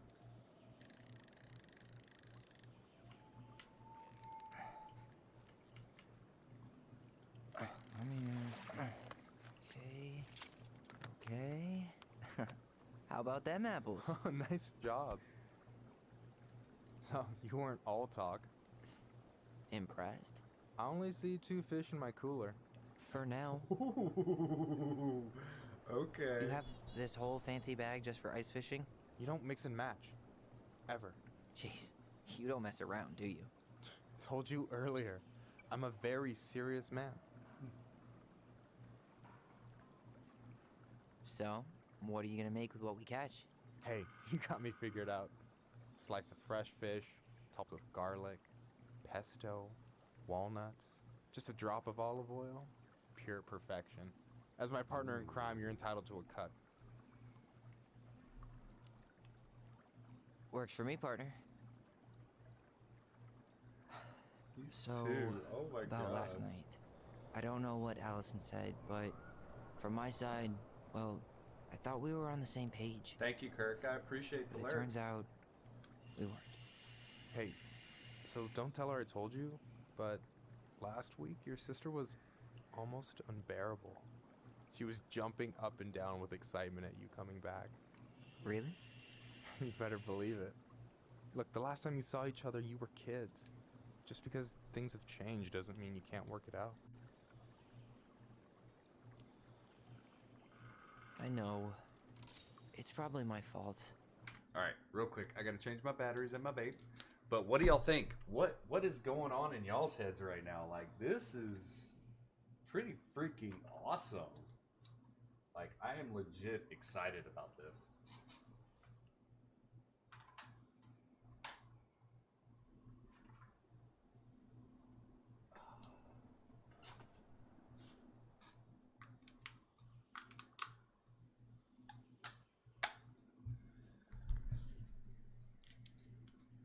Oh man. Okay. Keep going. I really pushed her last night. I just don't get why she always has to run away from everything. You blame her?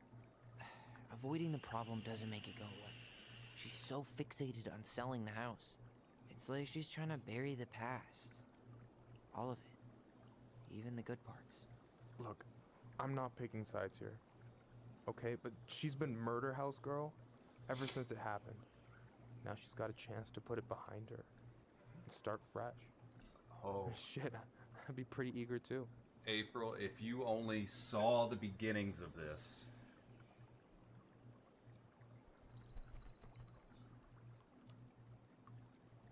I guess I didn't really think about that. I've been so focused on my own shit. It's been hard, you know? Figuring out how to live out here.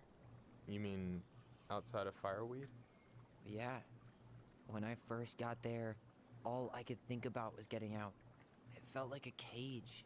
But after a while, it started to feel more like a shell. I figured out who I was in there. But now I've got to work out how to be that person out here. Well, if it makes you feel any better, none of us really know what we're doing. Look, shit may look bleak now, but your sister's never gonna give up on you. And you can lean on me too if you want. Just be careful, okay? Got a bad left shoulder. Oh. I'll keep it in mind. Thanks for listening. Don't mention it. Don't you say anything.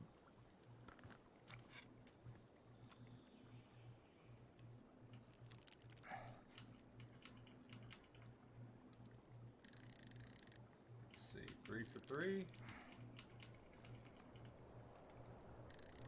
Let's see if we can get 3 for 3 on this. I want to go ice fishing so bad. Easy. Oh. Whoa. Bam.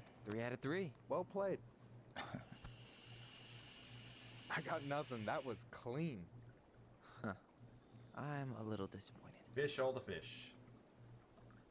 Hey, can I ask you something that's pretty personal? Sure. Take off the gloves. Oh, that music. You've been with people, right? Romantically? Yeah. A few. Have you? No, not really. That's kind of surprising.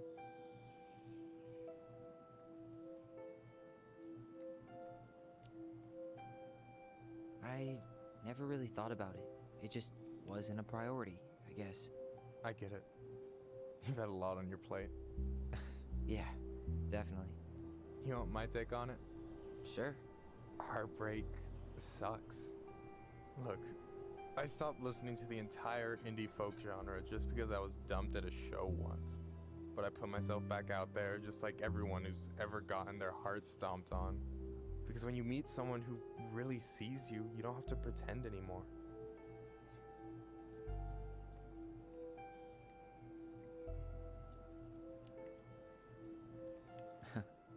Hard to argue with that. And you're still interested in being that someone? Even after all the shit that's happened? Hey, I've got baggage too. I think it's worth a chance. Don't you? I think we're in total agreement here. Yeah? Yeah. I get this feeling like I could say or do anything with you, and it'd be cool. I feel safe. You are. Because your sister would kill me if I did you dirty. Yeah, she would.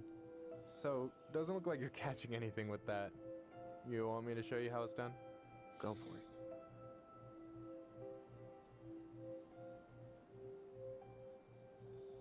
Yo, oh my god. Hey, you're missing the show.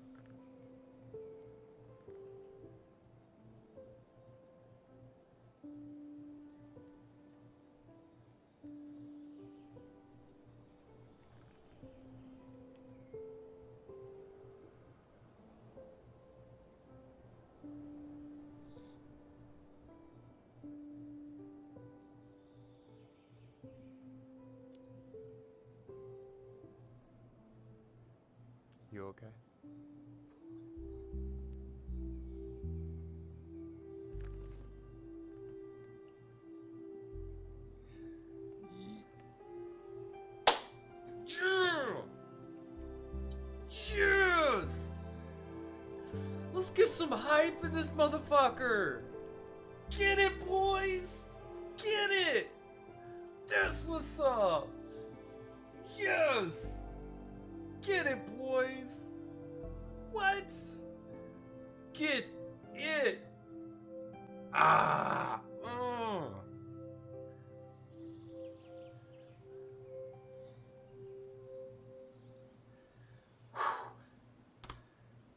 Whew. Oh my goodness. That's awesome. So, yeah. Yes, one way to put it. Hey, Allie. I think I'll just show myself out. Okay, call me later? You know I will.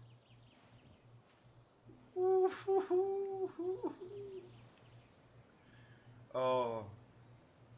That. Sorry for interrupting. No, it's totally fine. We were done anyway.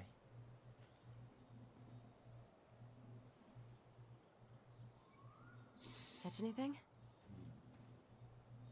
Mostly ice, but yeah. Tyler, I'm sorry for freaking out yesterday. All of this, it's just been really hard on me. Don't apologize. I was being an asshole. We should have never pushed you that hard. Come here.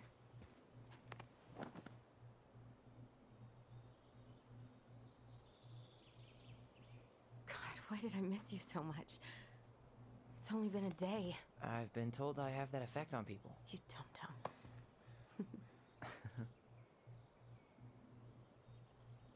Okay, so I need to show you something. What? You're kind of weirding me out. Can we sit down for a sec?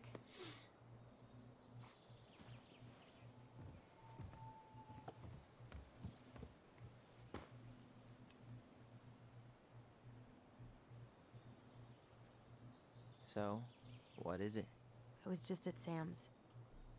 He's not our father. How do you know? I asked him, point blank.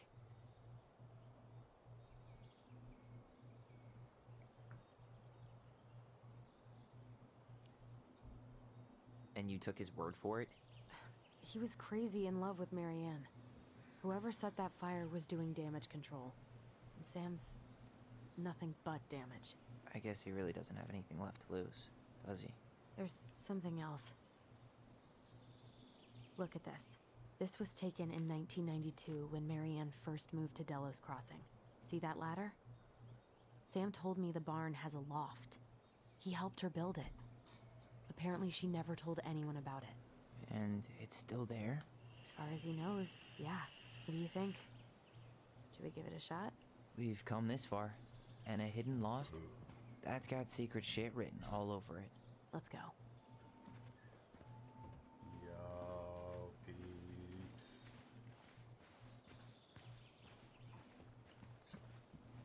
Now we're getting into some investigative stuff right now. What do you think is up there? I don't know. I'm trying not to speculate. My brain was going to some real dark places.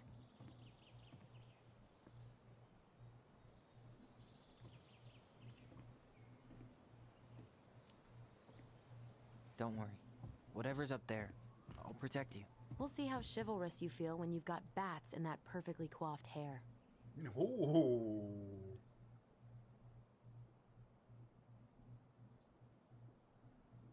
Alright, so what do I thought I saw something red over here, but guess my mind's just playing tricks on me. Just a regular old light switch. Nothing here.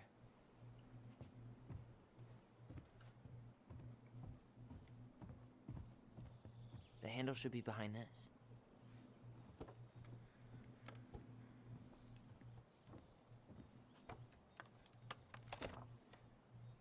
Ah, there it is.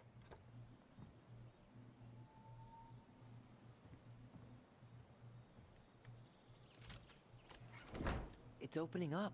The Secret Keeper always did store all the best secrets in the clouds. Yep. Come on. Well, that's way too high to jump. You want to give me a leg up? I'm so not touching your nasty shoes. We'll find a ladder.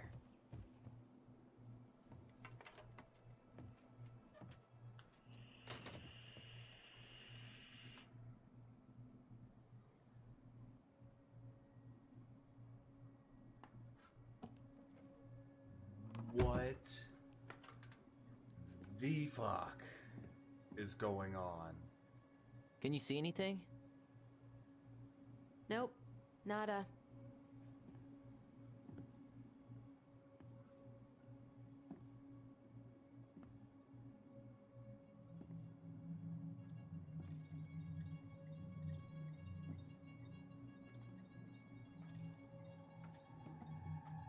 Here, found a switch.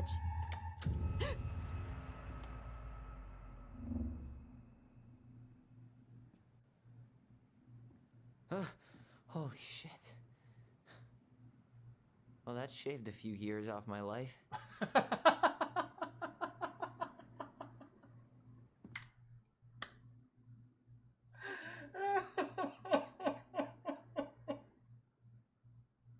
Oh my god.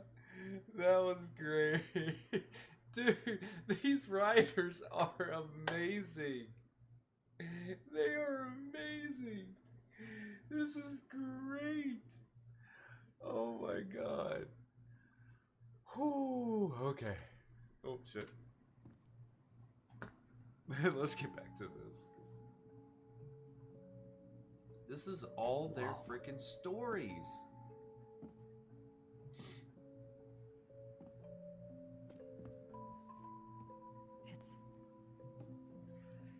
It's the Book of Goblins. Story. Look, she left us something.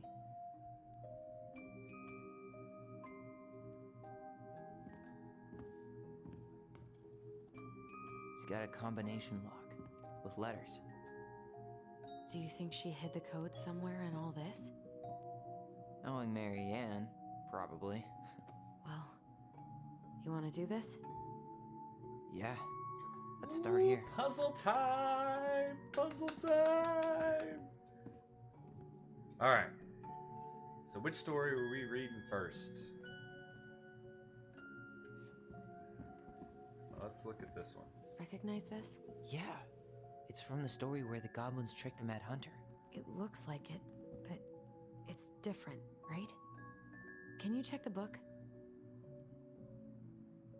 Alright, so looks like snow, the moon, a tree, a goblin, castle, trees. Alright, so hands. Okay, so we've got a lot to look at. Alright, so we've got to look for some keys on what the trigger is going to be out of all these that we can select. Alright, so I'm going to need y'all's help on this one for sure. I'm going to read the story because the story is here. Wait, did it really just go to that one? Well, here it is. Alright, here's the story. Why do you think she changed the picture? I don't know. Maybe it's a message. Like, the differences between the two mean something. Something about Mary Ann, right? Since she's the princess? Yeah. Why don't we try to find them all and then see if it makes any sense? Okay, so just... Well, let's read the story. I know it's in this picture, which I'm thinking it's her because if you look... Spot the differences. That's the difference right there. So there's the difference because they're there, and then of course there's no goblins.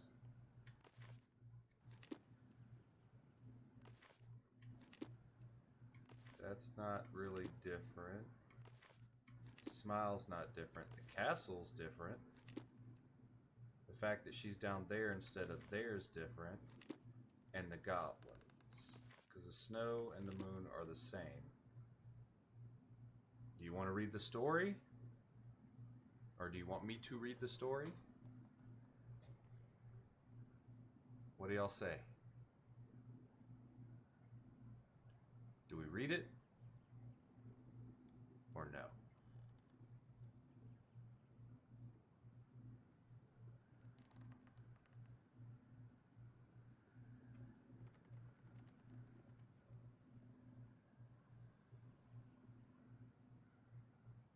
about the saying at the top. I don't believe that would be,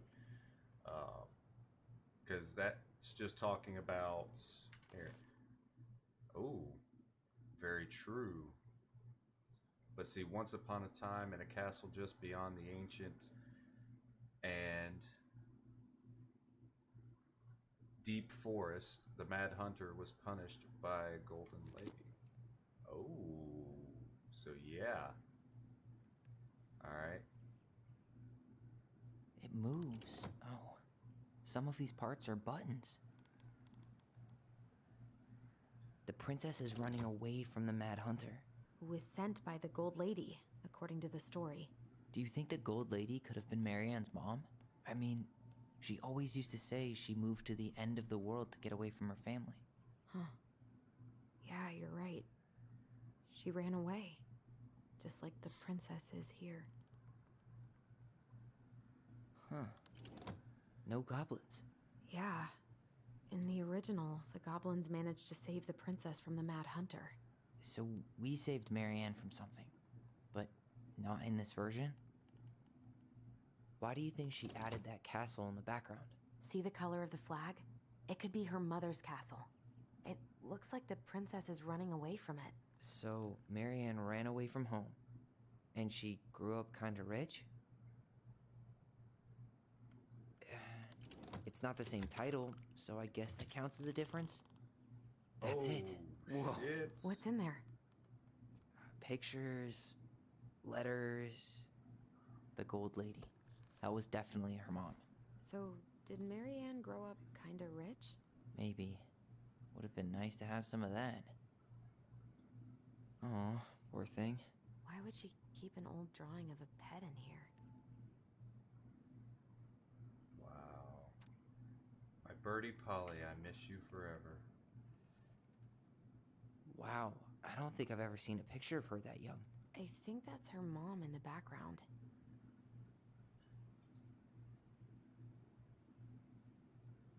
I can't believe she was a ballet dancer. Marianne. And a good one, too. God, that's so not her.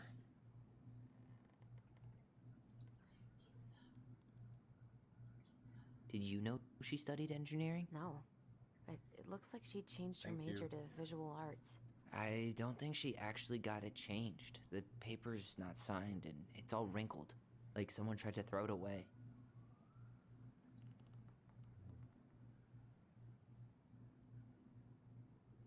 An artsy environmentalist. Yep, that sounds like Marianne's exact kind of catnip. Look who the picture is with, though. That looks like a young Sam.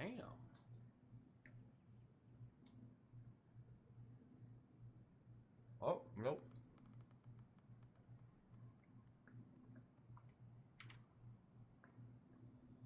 Marianne, I can't do this anymore. You deserve better than cliche bullshit like, it's not you, it's me. But the truth is, it's all just been too much to deal with, and I've realized I'm just not ready. Maybe if we could have dealt with all of this on our own, without your mom constantly putting pressure on us, things could have been different. But the damage is done, and it's probably too late for that. I'm so sorry. You're an amazing person. You made me a better man.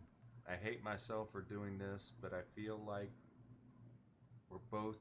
we will both be better off apart. There, I go with the cliches again. Please don't ever stop being who you are. Here, but I'm gone. Brent. Shit. Could this guy have been any more cryptic?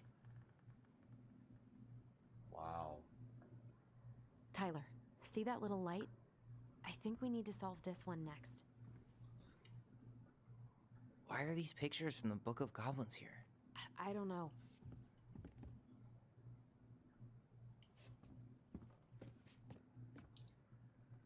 There's the Gold Lady again. She's all over the board. There was a figure of her in that stash by the Mad Hunter painting, right? Oh, yeah. So maybe all of this is related to what we found in there. Holy shit.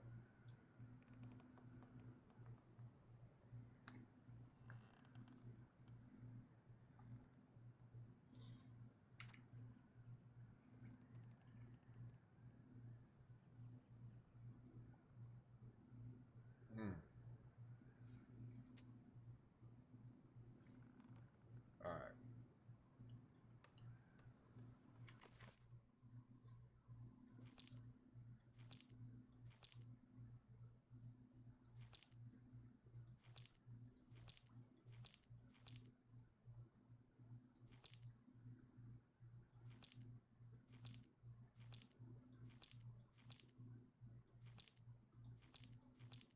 So it doesn't look like there's any stories dealing with this.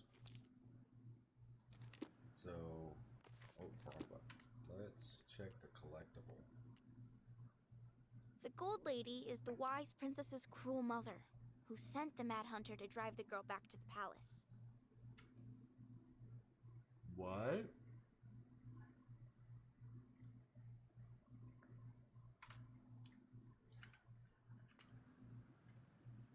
Okay.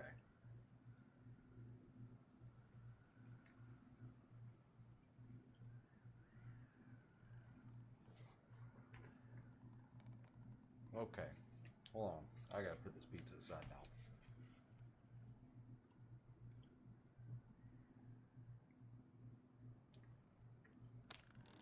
Hey, I can move the piece next to the Gold Lady.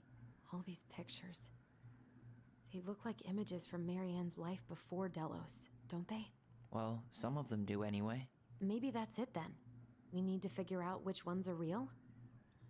So, a bird. Is the Gold Lady setting the animals free? Judging from the broomstick, I'd say she's getting rid of them, not setting them free. The princess dancing, playing violin, spinning wool. I guess this is stuff she did for fun? Notice how unhappy she looks in all these pictures? I don't think she was having any fun. Alright, so what was... Alright, we gotta go back and look at that. Change... document. Oh, fuck. Yeah, there we go. So I guess she tried to change majors, but couldn't. Her parents probably wanted her to study something more practical. Marianne Ronan, the very definition of the word practical. Engineer? The wise princess looks like she's trying to run away. And she's being watched by the Gold Lady. What's the Gold Lady do? Is that it? It's opening. Damn. What's in there this time?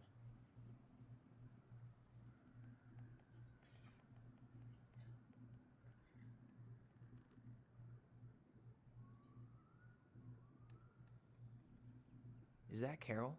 Yeah, and Sam. Look at him. He's so young and happy. Wow. She worked for a watchmaker in Juneau before she moved to Delos.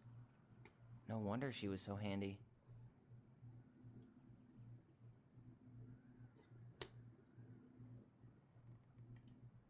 Oh, so that's how she found the house.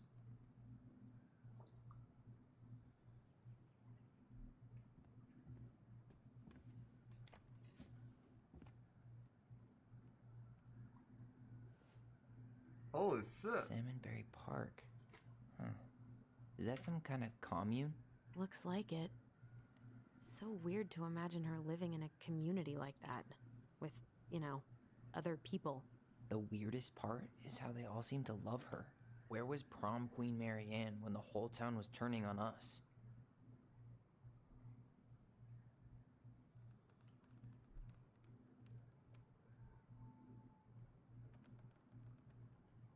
Wow. True. From the good people of Salmonberry Park, Kodiak Island, June 1992. Don't be a stranger. Keep on looking for those answers to the questions in your head to which you're blind. Smiley face, Shelley. We miss you already, Sal, Soul, and Bronwyn. Sorry we're losing you to modern civilization. We'll miss your positive attitude and your adventurous spirit. Also, your wild edibles picking skills. Haha. Pretty Marcus. Bon voyage, Marianne. Rick? Marianne, you had the warmest, most beautiful aura. And I know you'll keep on shining whenever you land. Peace and blessings, Jadida. Alright, April, thank you for stopping by and sticking with it. Thanks for being our little ray of sunshine. Godspeed, Calvert and Wadi. I like your pictures, love, Camilla.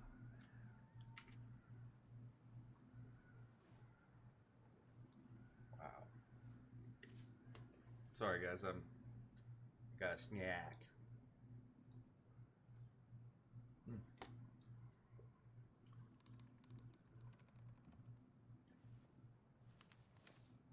Her father. Oh shit. Alright.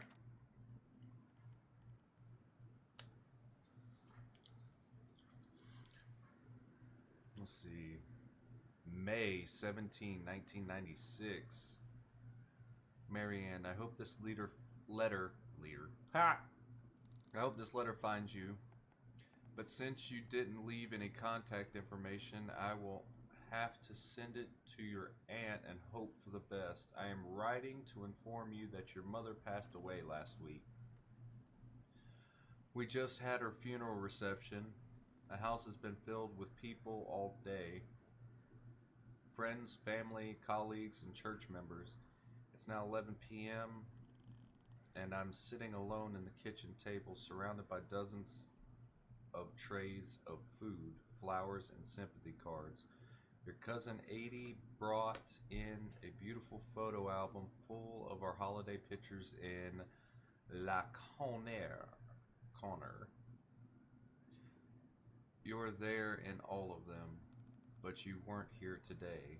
We haven't heard from you in 4 years and can only hope you made it to Alaska or wherever you are, and that you and your child are both safe. Child? Your mother had been sick and depressed for years, and you can imagine why. The pain of being shunned by your own daughter, knowing she would never get to see her grandchild grow up.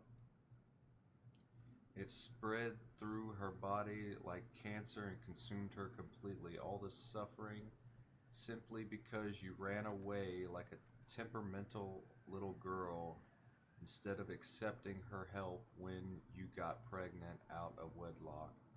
After dropping out of college and without a penny to your name, she only stepped up to help because she knew you weren't ready to raise a child properly, Marianne. A mother's duty doesn't end with her child when her children leave home. Now that you're a mother yourself, I hope you will begin to understand that good parenting isn't about coddling children. It's about providing for them and shaping them into people they're supposed to become, whether they like it or not. I won't trouble you again. You've made your intentions clear. I just thought you should know. Dad. What the hell? Marianne was pregnant in 1992, before she even got here. Before us? Do we have a long-lost sibling out there somewhere? It's possible, but she could have given it up or miscarried. Who knows? Yeah, you're right. Do you think we could track down her father? You mean the grandfather she never told us about? I don't think I want to. You're not at all excited about having more family. You saw the letter. I don't think we want any part of that. Fine. Let's keep digging. Holy shit.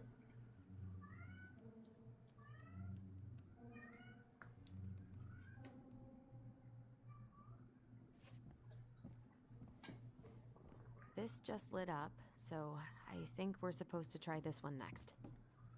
What's this? Some sort of map? One day she took her tiara and ran away to the forest. You need help? Yeah, I'm stuck. Any ideas?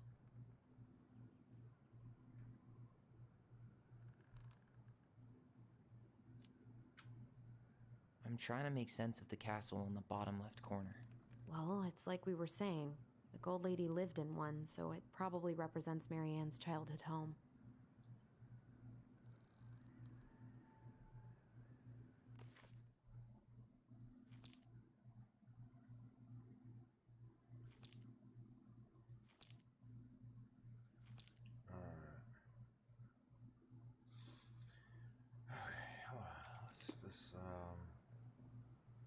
You need help? Yeah, I'm stuck. Any ideas?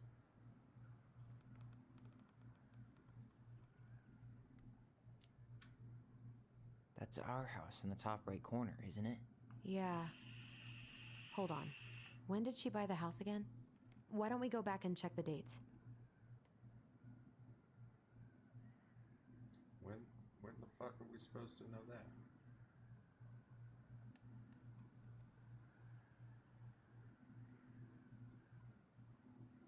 This looks like a dinner party with the old bear and the very old beaver.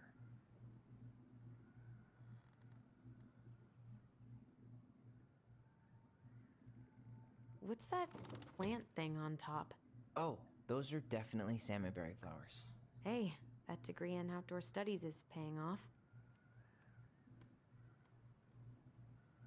Some sort of clock? This is the princess's house.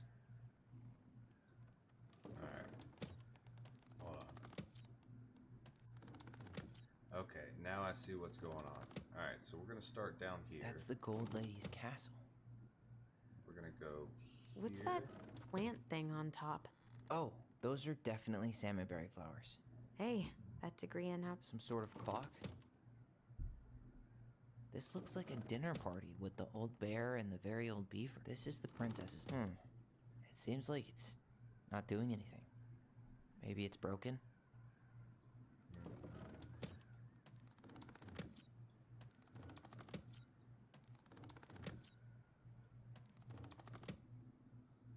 Okay, hold on, let's go back to that letter, because everything has a meaning. Alright, so we're going to start here, and I think they went here.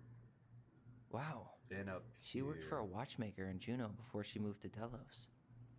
No wonder she was so handy. 92. Okay, so we got 92. That was 96.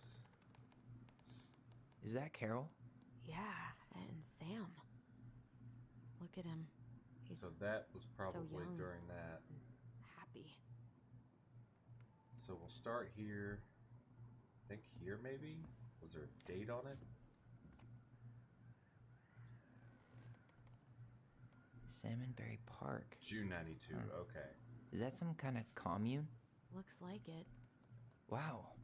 She worked for a watchmaker in Juneau before she moved to Delos. No wonder she was so handy. Alright. So there.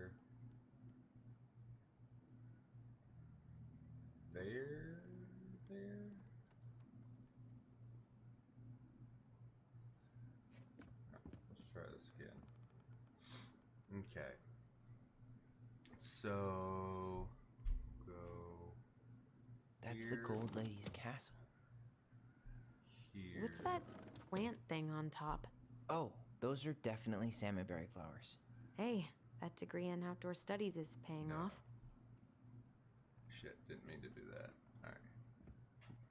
Let's get rid of that. Go Some here. sort of clock? What's that plant thing on top? This looks like a dinner party with the old. This is the princess's. Damn it. Why is nothing happening?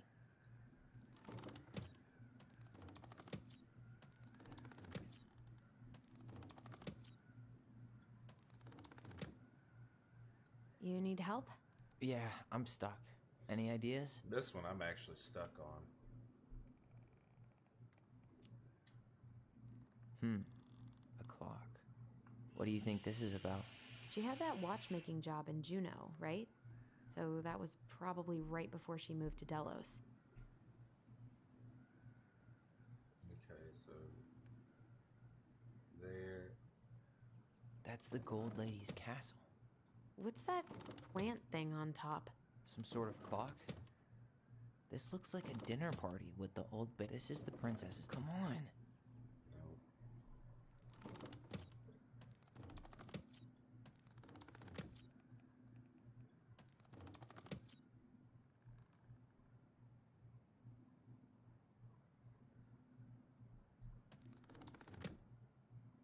What's that plant thing on top?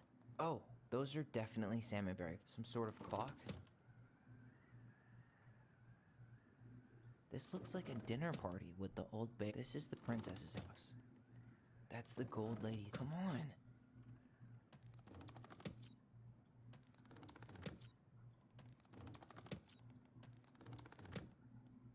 You need help? I am stuck. Yeah, I'm stuck. Any ideas?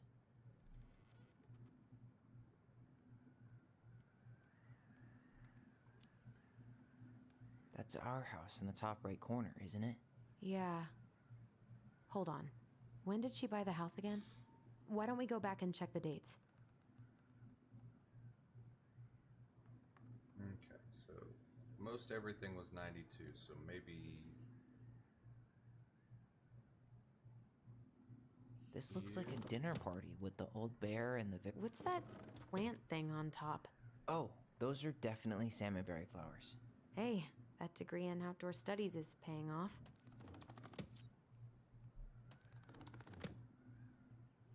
That's the Gold Lady's castle. Some sort of clock? This looks like a dinner party with the old bear. What's that plant thing on top? This is the princess's. Come on. What's that plant thing on top? This looks like a dinner party with the. This is the princess's. Come on.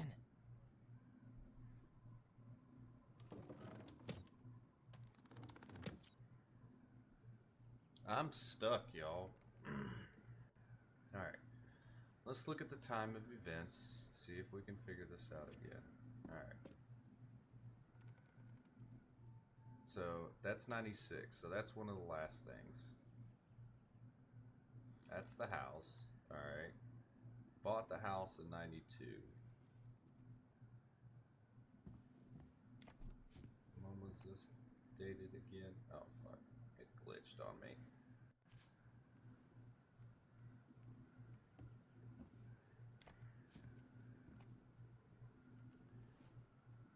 Alright, June. Salmonberry Park. Huh. June of 92. Is that some kind of commune? Looks like it. That's July. So weird to imagine her living in a community like that. But when was that? Other when was people. the dinner party? The weirdest part is how they all seem to love her. Where was prom queen Mary Ann? Is that Carol? Yeah, and Sam. Look at him. He's so young and happy. You think the dinner party was last? Okay.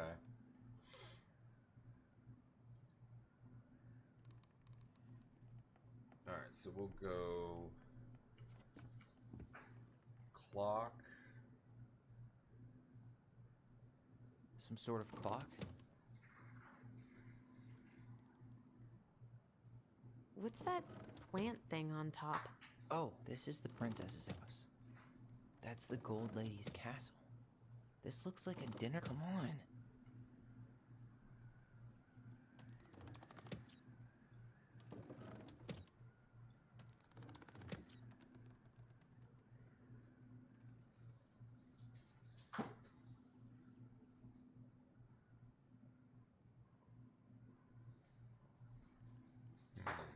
That's the Gold Lady's castle. What's that plant thing on top? Oh, those some sort of clock? You need help? This is the princess's house. This looks like a dinner party with the old bear and the Nice, love spell. Good job. What's in there? Another letter? The princess's loss. Is this from the Book of Goblins? Not that I know of. Well, sure looks like it could be. The princess's loss. Once upon a time, in an ancient and deep forest, there lived a wise princess in a big wooden house. She had made it through the woods and to the house with nothing left but the clothes on her back and a single item from her old life. A splendid tiara. She lost almost everything in her desperate flight from the Mad Hunter, excuse me. The trees tore the rucksack from her back and shredded her dress and left a pattern of red whelps on her skin. But through it all, she clutched the tiara close to her chest, fearing any misstep could cause it to fall from her arms and break. The tiara had its own spot in the big wooden house, a pillow near the window, where the sun would catch on its surface to shine and wink.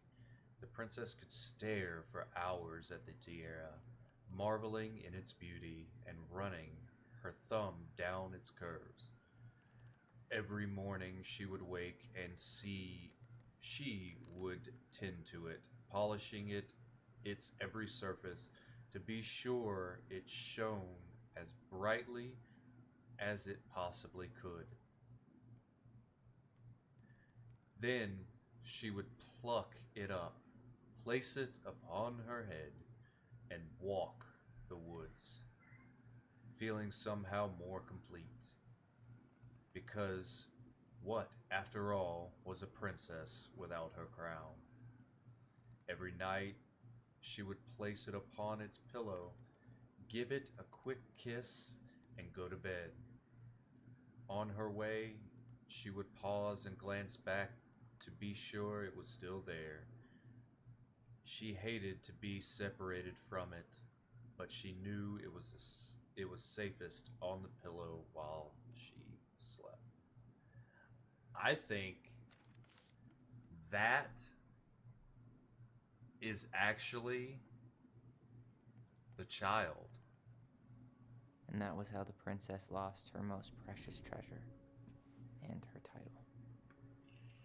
That was the story she read us that night. It makes sense now. Yeah. She got pregnant.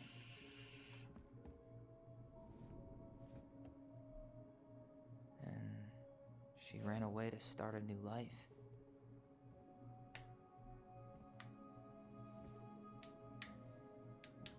And then she made her way to Delos Crossing, where she was finally happy.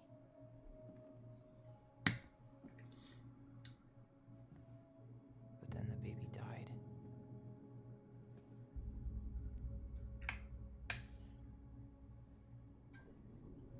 I can't even imagine how she must have felt. She left everything behind, built a whole new life for him. And then he was just gone. I guess having us helps her move on. But when it looked like we were going to be taken away, she snapped. She just couldn't lose any more children. It really wasn't anything we did. I don't know what I'm supposed to do with all this. I don't either, but all I wanted was to understand what happened to her. And now I do. Yeah.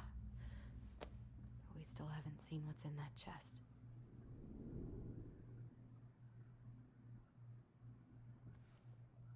Three doors, three symbols on Okay, each door. so how do we open it? LOE or LEO. All right, should be easy enough.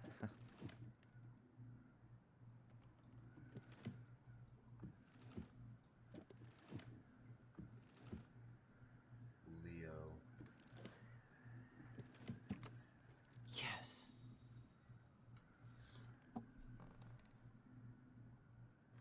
his name was Leo.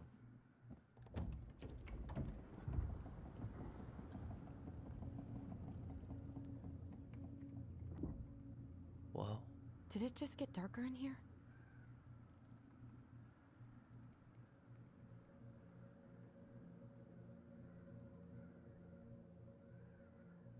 Y'all, I don't know if I can handle this.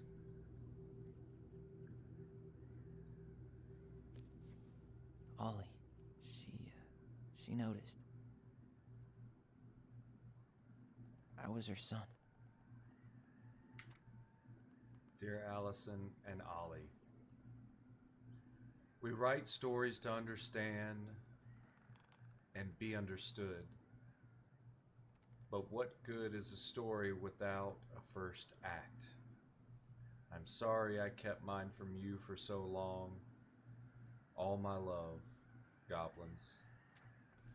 Why does she have a photo of that tree locked in here? That's where the baby was buried.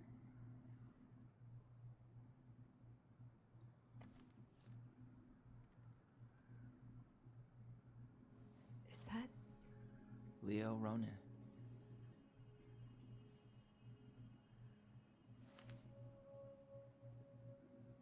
Why didn't she tell us about him? Why didn't she tell us any of this? I mean, it's fucking terrible. That's why. Allie, did we do the right thing opening this? We did. It's better we know what happened, even if it's hard. And there's one more thing we need to see. Are you sure? Yes.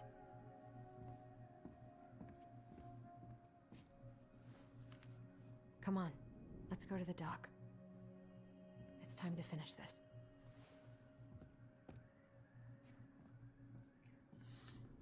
You know what? I gotta figure out the rest of these. Hey, now that we're done with the important stuff, maybe we can take a crack at these? That's the Pious Pelican spot.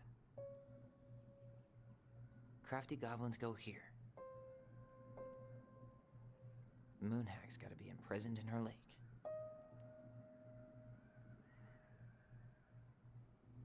That's all I have.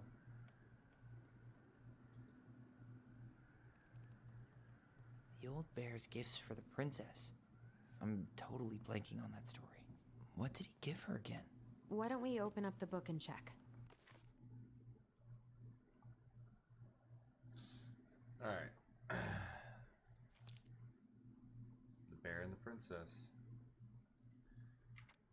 Once upon a time, in an ancient and deep forest, the old bear stood at the bank of the river, swiping its salmon on their way to the spawning grounds. Just as he got his paw on a particularly fat one, he heard a woman shouting for help. He considered simply eating his salmon, but then she screamed again, and he lumbered over to investigate. After a short walk, he found the princess clinging to the top of a tree while a wolf snarled and snapped at the base of the tree.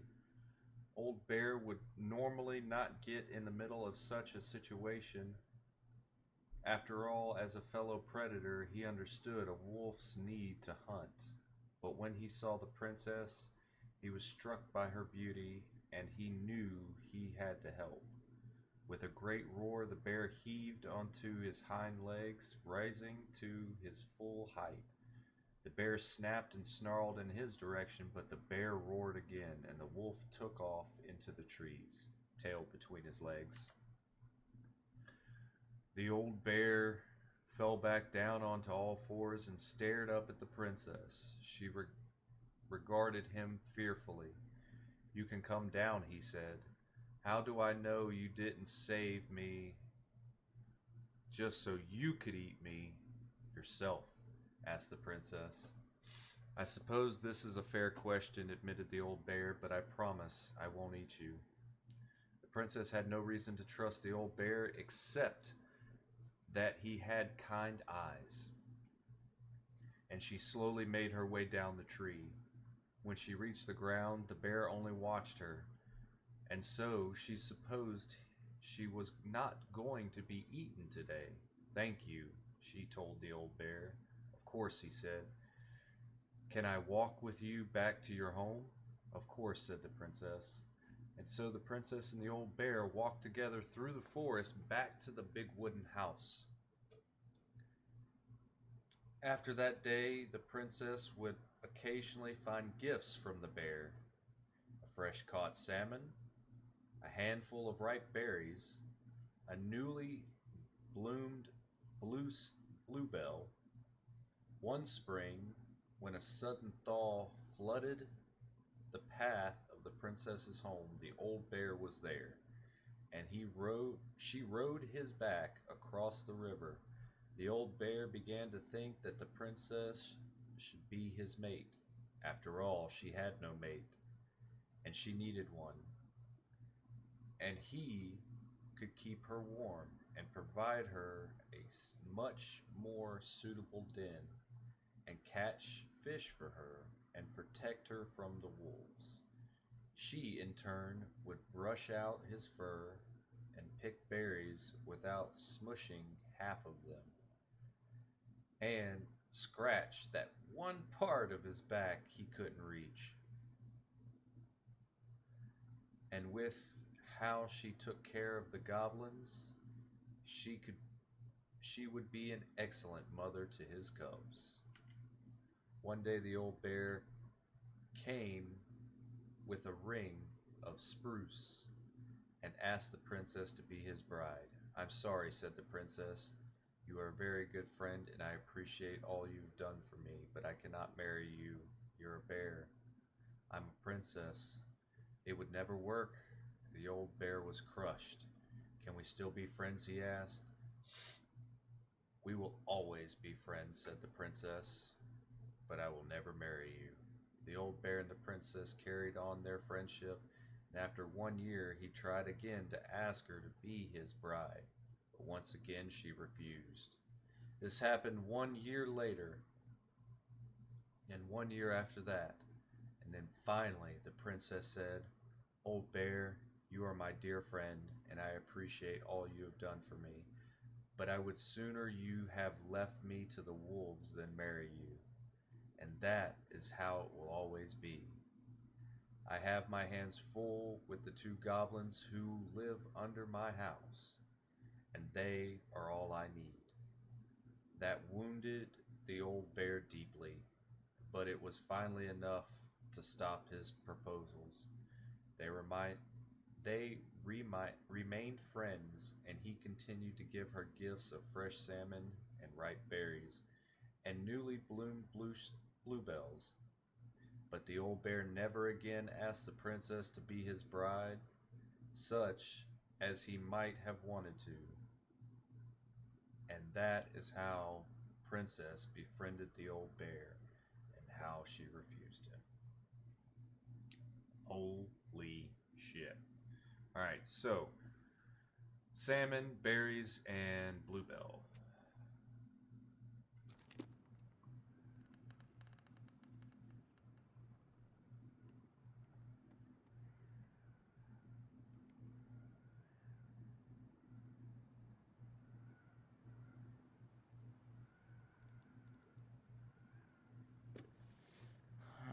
Fresh caught salmon? A newly bloomed bluebell? A handful of ripe berries? Nice. Man, he had it bad. Just couldn't let go.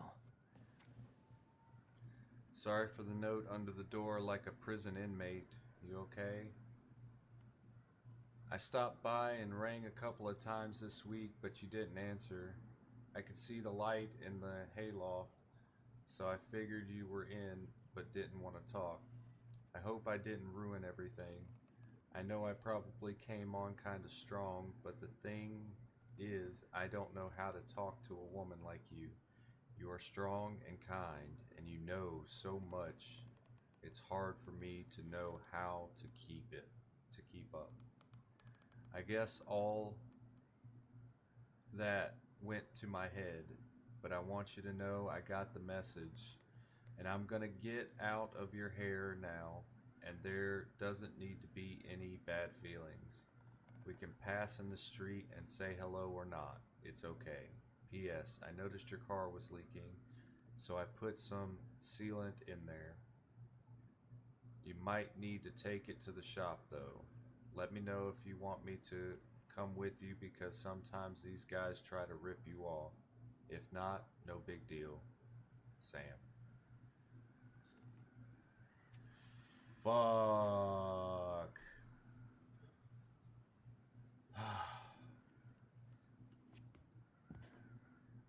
The crafty goblin's loot. That's from the princess and the two thieves. I drew the original. And I distinctly remember drawing that cake, which is arguably the best part of that illustration. All right, Picasso. And you probably remember what the goblins stole in that story, huh? Okay. Alright. Once upon a time in an ancient deep forest, there lived a wise princess in a big wooden house. The house was built from strong wood of the forest, and it kept the princess warm and safe. The princess was not a native of the forest, but she never spoke about where she had come from, for it made her cry. She did not have many friends, but that was how she liked it. The forest was big and deep, and many paths led to her house, but not many visitors passed by. The princess was happy to be left alone in the big house in the deep forest. She knew that the forest would provide for her, but that its generosity had to be respected. So she only took what she needed, and for a long time, life was just fine for the princess in the big wooden house. One winter day, when snow blanketed the earth and ice bent the trees low, the wise princess realized that food was disappearing from her house. It was not much at first, only a few fruits and nuts, and eggs vanishing during the night. Maybe it's the birds, she said, or the mice.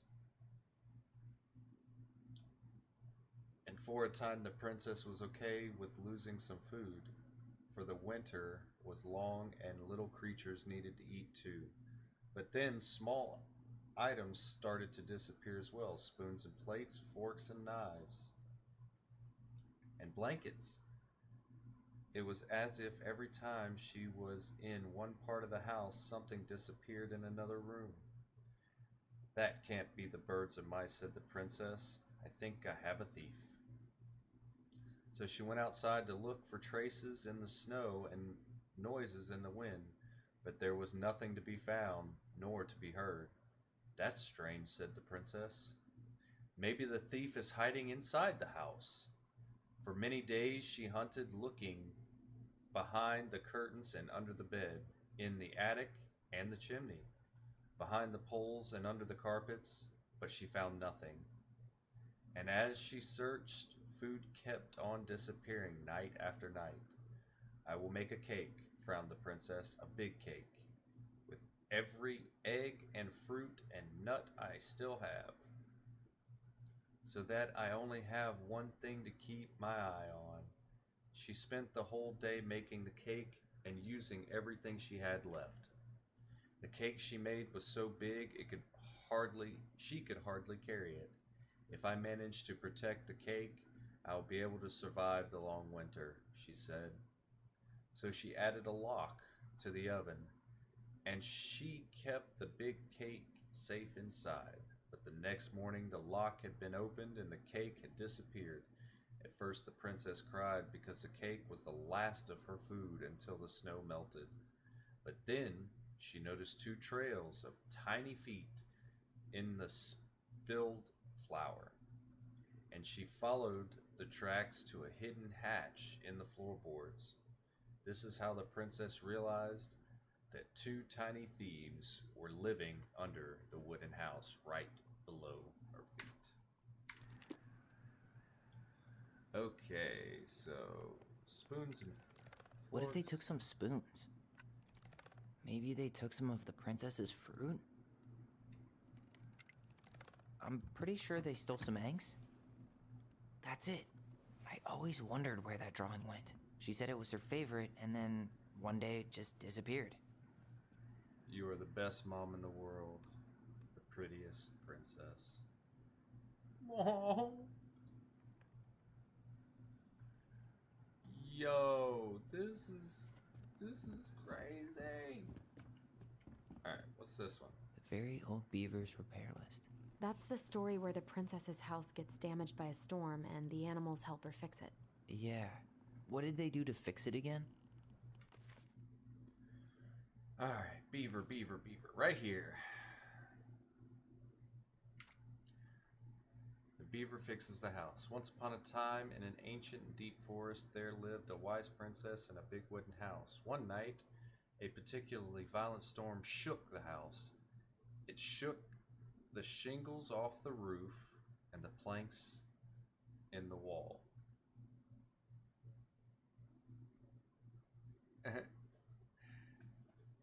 Hey, pizza boy, how you doing? Sorry, reading a story? Give me a sec, and I'll be right with you.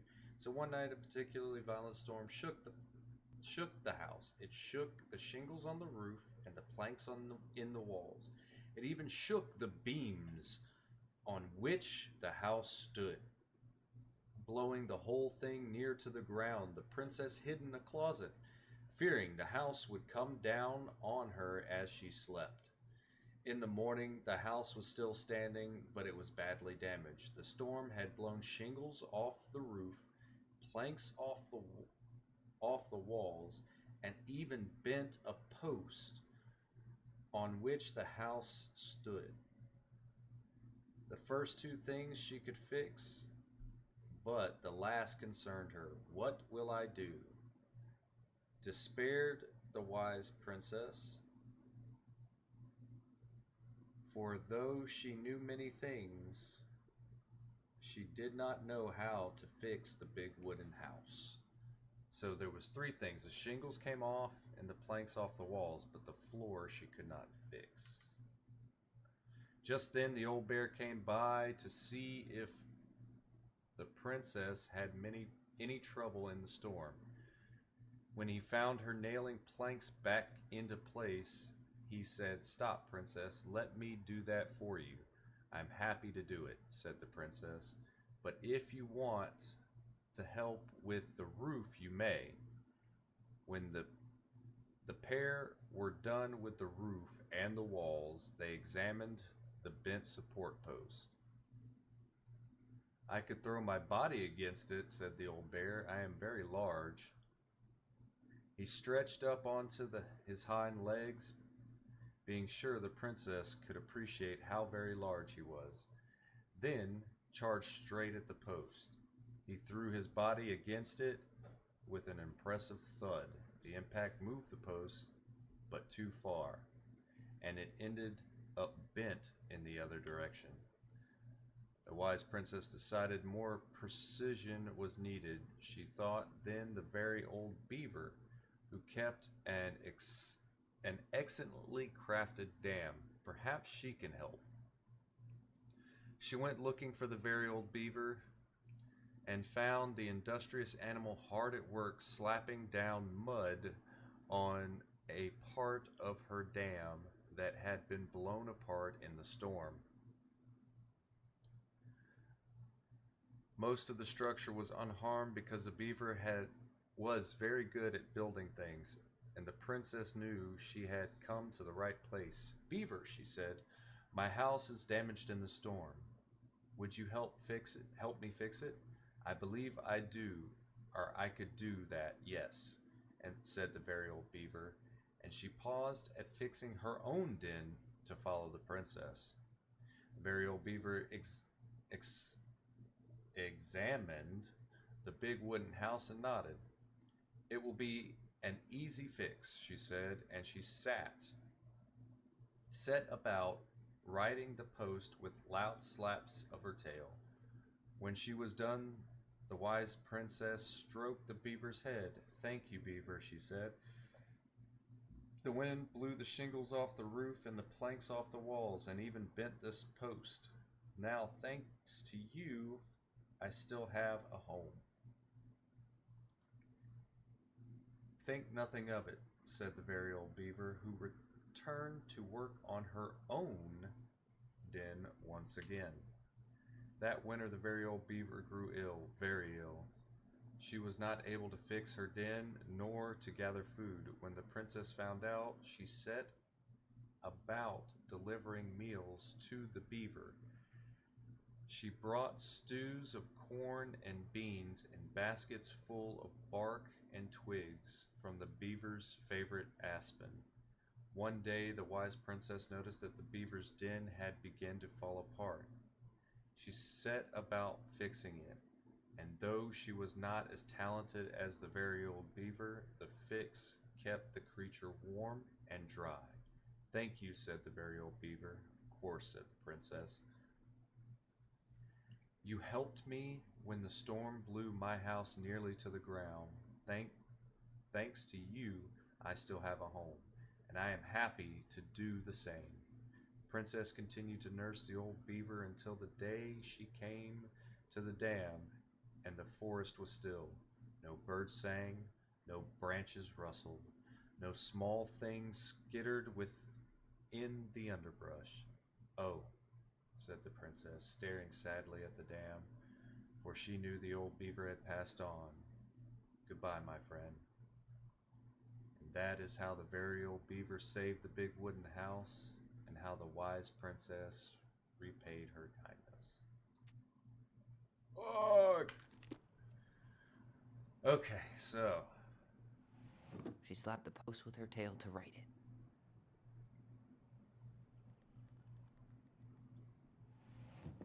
She fixed the roof shingles. She fixed the planks that... All right. Damn. That must have been rough on Eddie. Yeah, he doesn't really like to talk about her. Carol. Dear Marianne, cover your ears every time I try to have this conversation with you, so I thought I'd have a better chance doing this in a letter. I know you don't like saying goodbye, so I'll keep my melancholy rambling short and sweet. I want to thank you with all my heart for taking care of me for these past few months. I can't even imagine how exhausting it must have been for you to look after a sick old lady when you also have 2 small children at home. I know you want me to keep fighting this disease and hoping for recovery, but it's always been a great strength of mine to know when it's time to let go. And that time has come. Eddie's mother. I'd like to ask you for one last favor. Please take care of Eddie after I'm gone. My poor boy puts on a brave front ever since his father died, but I know he's in pain. I would be so much more at peace knowing he still has family. Maybe he could teach the kids how to fish. He loves spending time with them. Thank you for the warmth and the peace you brought to my life. Give the kids a kiss for me, will you? Carol. Alright, so Pizza Boy, yes, you've definitely missed on this. This is a dialogue-based game that is very, very, very intense at times. It definitely has its moments where my eyes started to water. No, they're not watering now, they just itch. But, yes, this is a dialogue-based game. From what I understand, your choices in the game tend to play out a certain way. So it's also puzzle-based, like that's what the puzzling was about. But I also missed some collectibles, because I didn't have all of them over here, and I definitely don't have all of them, I'm sure, over here. Here, the Secret Keeper, hiding secrets in the clouds. See, so the collectibles Gold Lady stays locked up in that the castle. you pick up by exploring We'll let the certain mangy muskrat areas. have his rock back. I have missed some The Ice King collectibles. Like I goes can't. in I the don't, forest, I don't think I obviously. have the bear. Yeah, see, I don't have the bear. Back in your pond, Big Frog. There you go, Stalwart Moose. So I'm missing one on this side. Oh shit. And 3 on this side. So yeah. Alright, one last puzzle. The crafty goblin's good deeds. Of course. The goblins had to help out the creatures of the forest to pay off their debt to the pelican. Well, what did they do? You know, I don't really remember. Yes, actually, very much so. Or at least to my understanding at this point. Because after each of the 2 previous chapters, your decisions set a percentage on each character that you interact with.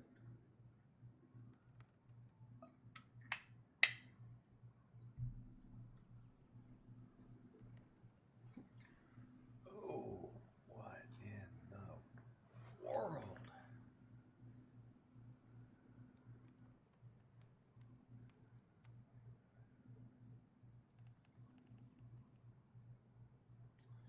All right.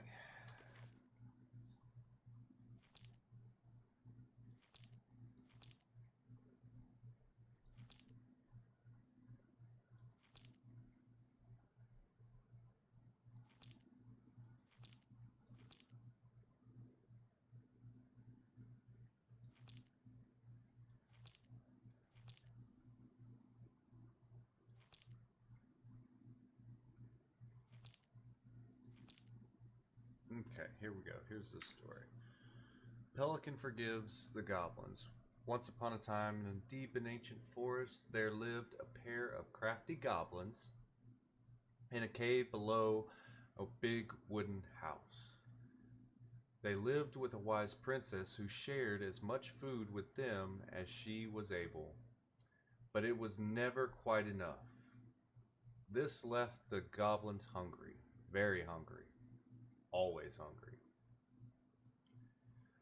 One day, as they were out foraging for food, the pious pelican landed on a rock and dumped a smorgasbord from her beak, which the goblins knew was magic and never emptied.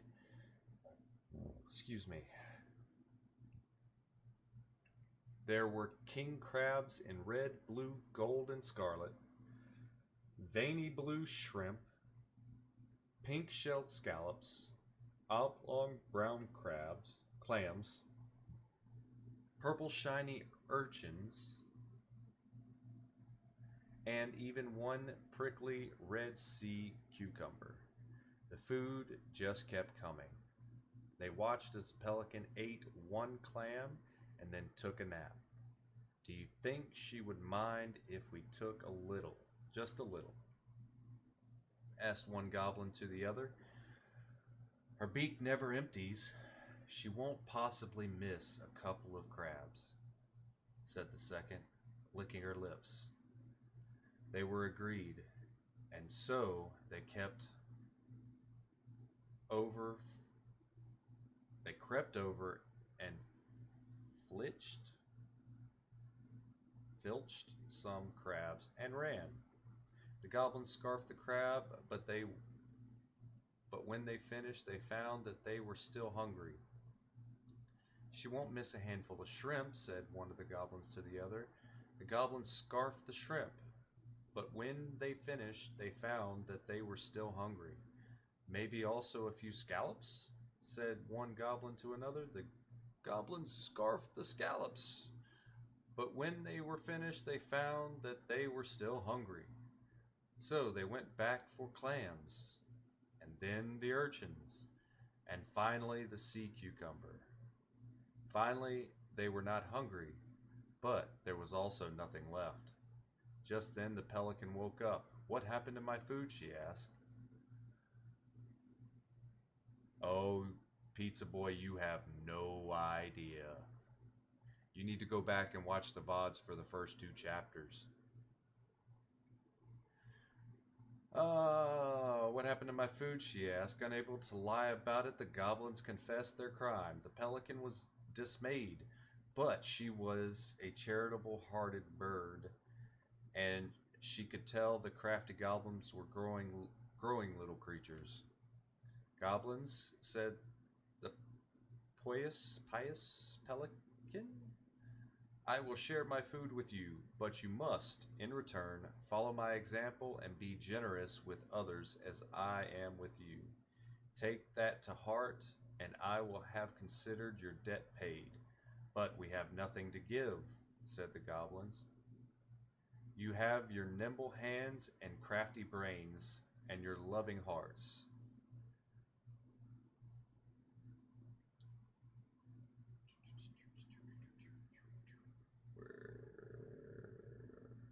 Was I? Oh, loving hearts," said the pelican. The crafty goblins realized how much they had to give, and for the rest of the day they looked for ways to help the other creatures in the forest. They found the stalwart moose struggling with an itchy, hard-to-reach spot on his back, and so they climbed up and gave him a good scratching. So the moose first. Next, they helped the old bear, who could not get the honey out of the narrow beehive. Moose bear.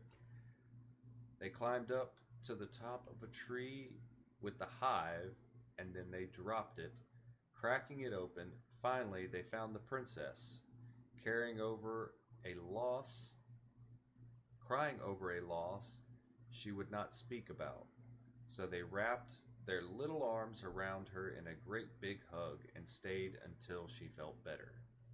Moose Bear Princess. When they were done, they returned to the pious pelican. "Did it feel good being as generous as I am?" asked the pelican. "It did," said the goblins. "I'm glad," said the pelican. "We all have problems that we can't solve on our own, but if everyone goes about with generosity in their hearts, then there is always something on hand to help. But we all must commit to do so, or there may be no one there to help you when you need it." This made sense to the goblins, and they thanked the pious pelican, why did I say penguin? Dyslexia again. For her food and the lesson. Of course, by this time they were hungry again, and that remained an ongoing problem until the day the stalwart moose taught them to fish. But that is another story. And that is how the pious pelican forgave the crafty goblins and how she taught them charity.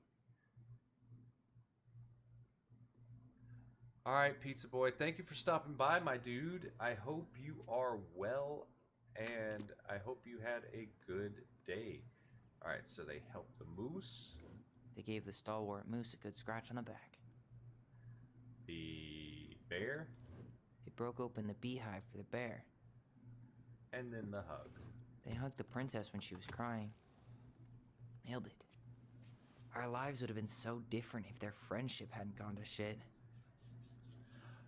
Alright, so again, Pizza Boy, thank you for stopping by, my dude. I'm sorry I wasn't interactive. You just caught me in the middle of the different readings that I try to do for this, so it's more audible instead of trying to make y'all read as much.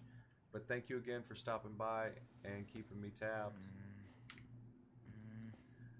The Pelican Crossing is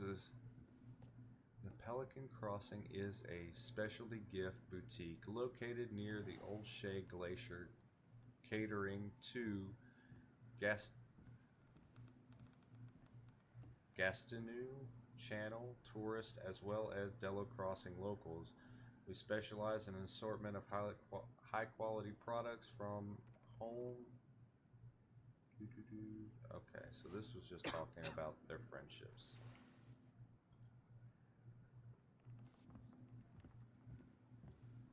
Is that all 4 of them? Alright, that's all of them. Well, shit. Oh, wait, what is this? Hold on. I wish she just explained all this to us.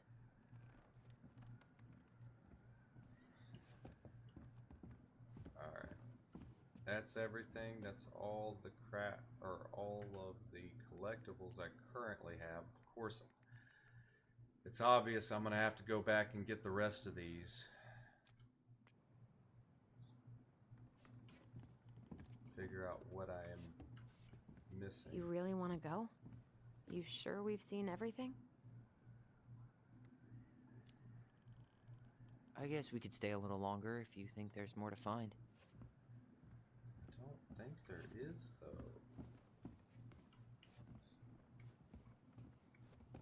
I think I found everything. Yeah, because I got that one, got that one. Just finished that one, and I got that one. Got that, got that, got that. I can't place anything else here. Oops, shit. Can't place... A baby blanket? Oh. A baby blanket? Okay, so that was Leo. I wish she just explained all this to us. And I can't place anything else here. Okay. So yes, we are done. You really want to go? You sure we've seen everything? Either way, I'm ready for this to be over. Me too. Y'all, oh my god.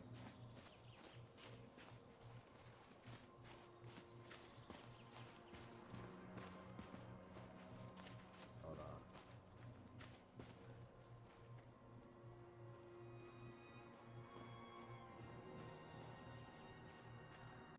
This is the spot. I can't believe he's been down there this whole time. We played Compass and North Star here. I wish she would have just told us. She tried to tell us. In her own Marianne kind of way. The stories. Yeah. What are you thinking?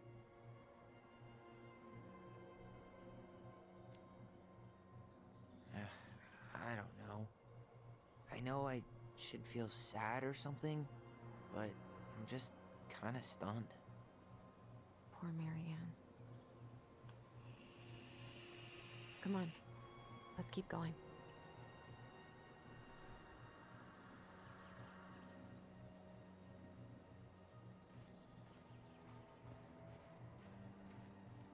It's time for us to figure out who Marianne was arguing with on the dock.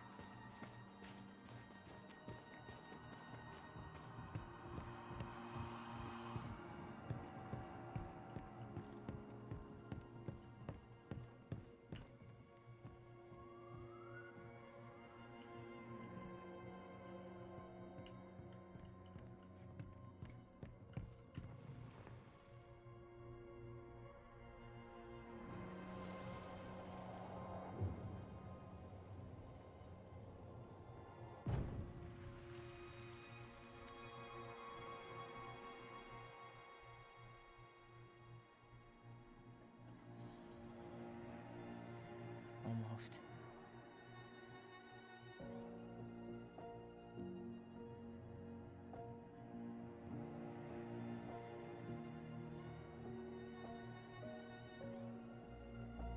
Tom? Tom Vecchi is our father? Of course. It had to be him. Tessa knew, didn't she? Yeah, she must have. That's what she didn't want to tell us. God, Marianne and Tom? I know. What should we do now? Yeah, call him out here and make him tell us what was going on. And if he won't? We know his secret. He will. Tom? It's Allison.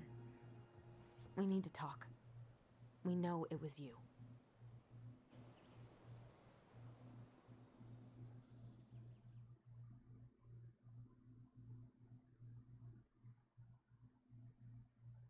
Holy shit.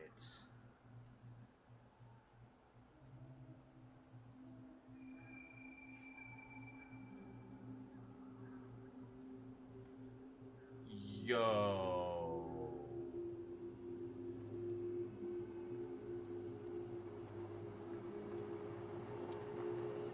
Let me take the lead on this. I know him better.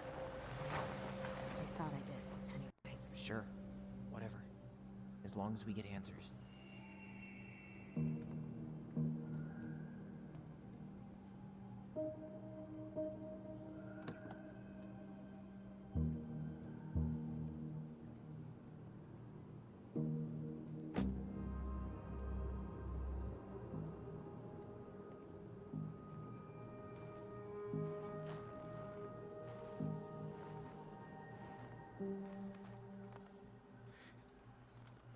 Kids, listen. You're our father.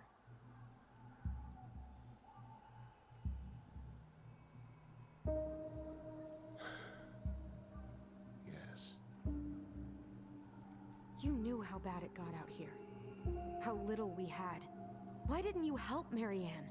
You mean all the money she wanted? We didn't have anything to spare. Well, that winter was rough on everyone. And you would have starved out here if not for all the free food we gave you. Don't act like you had anything to do with that. That was all Tessa. That's a cruel presumption, young man. Maybe it was Tessa's idea initially. But I supported it. And your mother was happy to live off our handouts.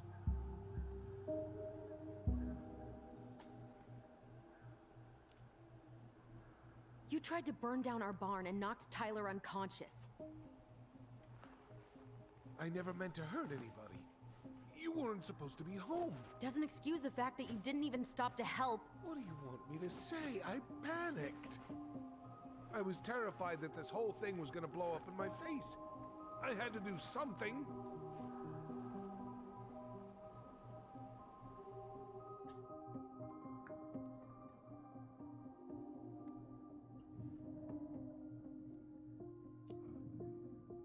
So what do we do now? We tell him he's gotta fix the mess he made. One way or another.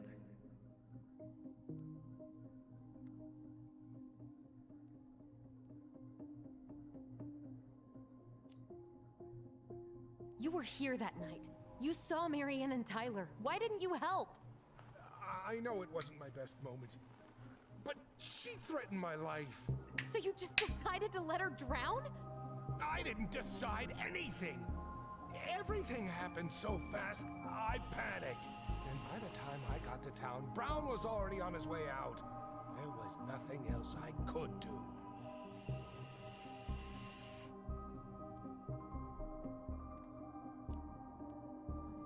You failed us, Tom. You need to make it right. I'll do whatever you want. As long as none of this gets out. Excuse me? You want me to pay for my mistakes? Fine. But please, Tessa can't know. This'd kill her. Tessa already knows, Tom. No. That's impossible. It never occurred to you the reason Tessa cut Marianne off was you? But she never said anything. Oh, Lord. You should try talking to your wife. Maybe if you had, we wouldn't be in this situation. And maybe Marianne wouldn't be dead. Oh, come on. You of all people should appreciate how troubled Marianne was. She was unhinged. Something like this would have happened sooner or later.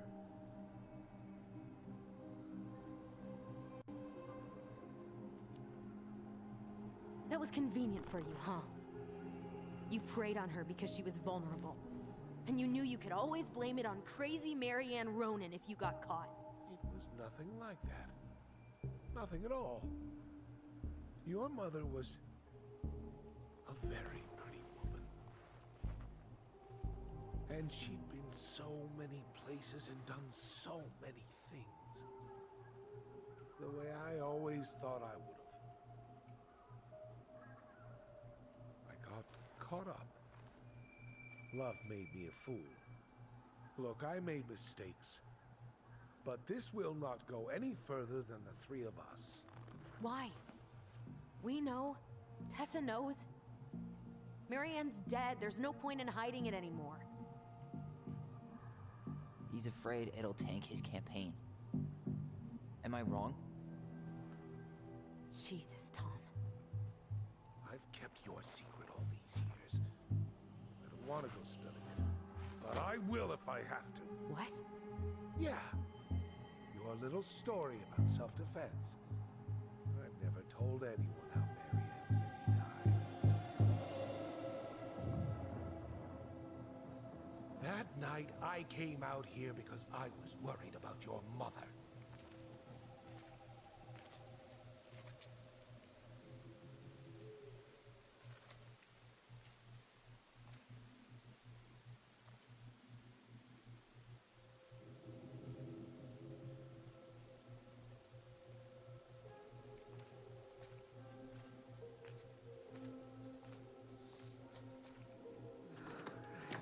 Why do they do it? They made me do it. They made me do it. Why did they do it? It's his fault. It's his fault.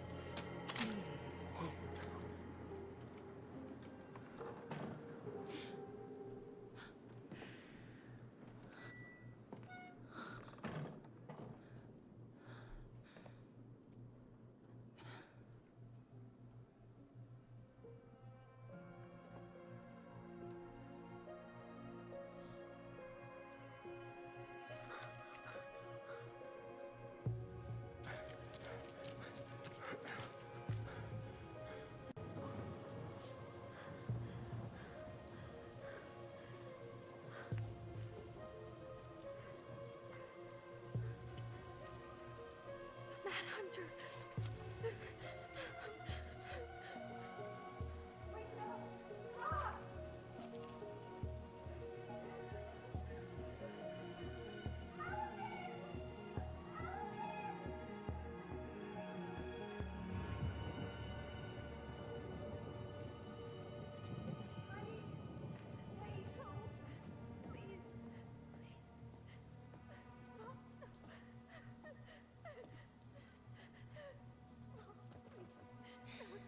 I'm not gonna hurt you.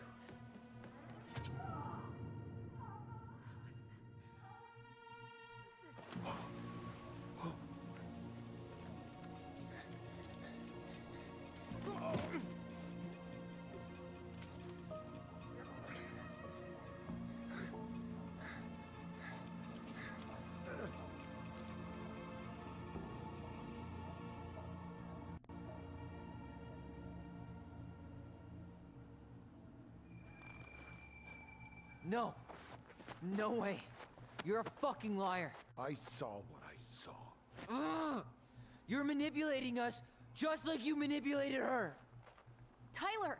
You're not listening to this, are you? Be smart about this, Allison.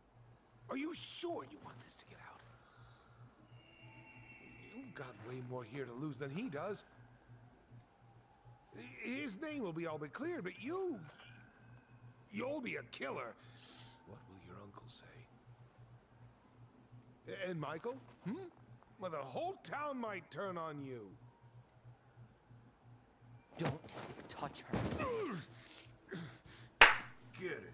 Oh, yeah. Fuck him. No, I'm right. Just get out of here, Tom.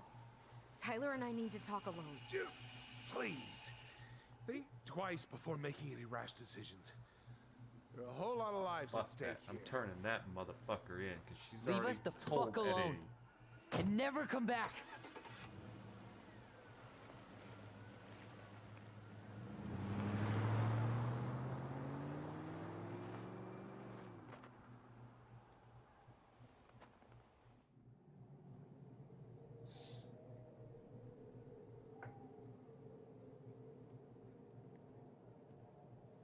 Allie, you okay? You didn't let that asshole get to you, did you? Did you? What if he's right?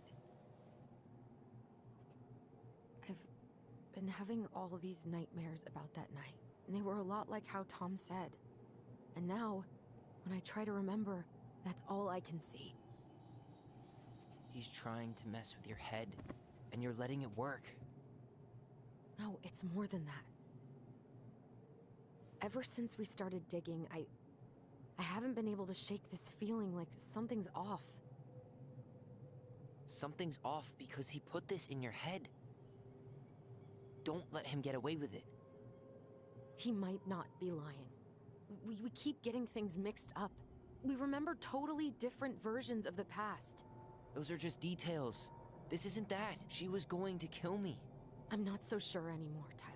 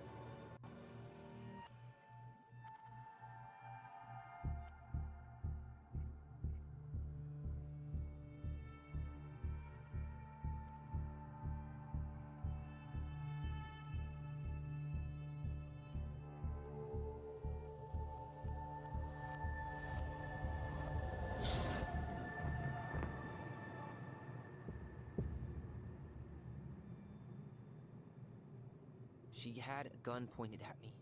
She chased me. She said she was going to kill me.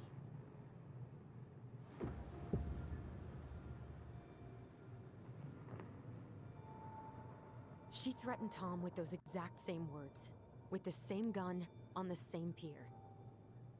The thing you said to Eddie the other day got thrown back at me. Don't you think it's possible that happened here too? I guess it's possible. Fuck. I don't know. And we're never gonna know the truth, are we? Because the second you walk away from something, that's it. Yeah. I guess at this point, you just have to decide what you believe. Me? Yeah. You need to start dealing, Allie. And that means coming to terms with whatever version of the past feels the most true to you. No more running. Whatever you choose, you gotta live with it, okay?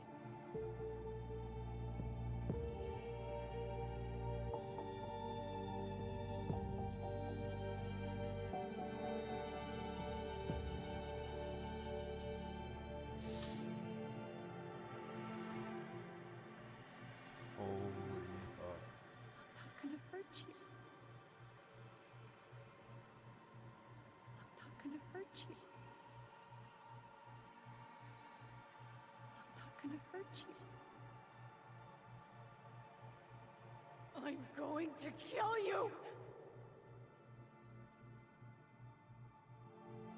I'm not gonna hurt you.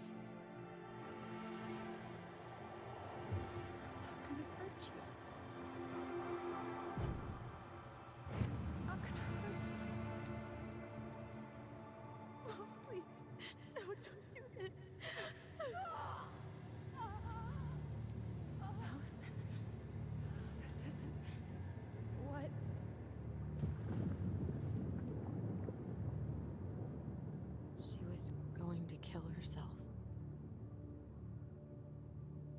Just herself. You interrupted her and we got confused. Are you sure? Yes. That attic. Tyler, that was meant for us. It was her way of explaining what she was going through. I made a horrible mistake. Hey, it's okay. I'm here.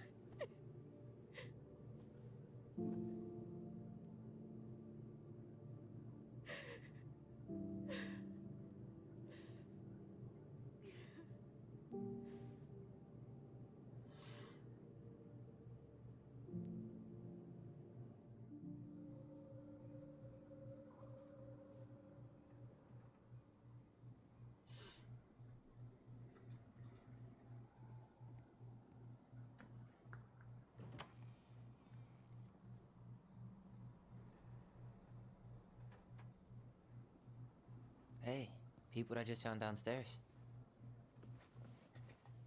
What do you think? Will it have aged well, or just gone bad?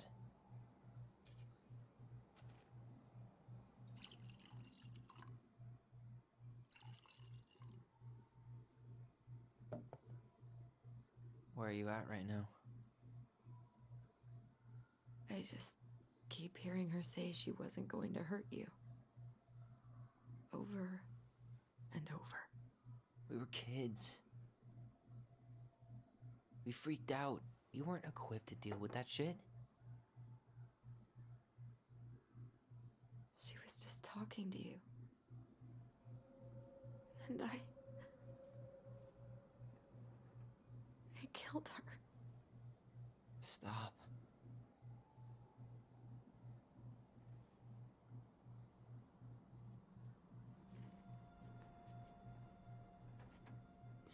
I don't want to use our voice again. Ever. What? Seriously? I don't know. But I want to stop feeling like this. And I think we'll be better off without it. This morning, I kept getting these horrible visions. Of you and Marianne and Eddie. Visions? Like our memories? Yeah, but different. It was all my worst thoughts brought to life. You were in my bedroom saying I abandoned you. Eddie called me a snake. I'm sorry. I should have been there for you. It's okay. I was the one who walked out. I can't let that happen again. I don't think it will. Something's been pushing us to find answers. And now we have them. Maybe I'm wrong. And if it stays bad, we can stop. But I really want to keep what makes us, us.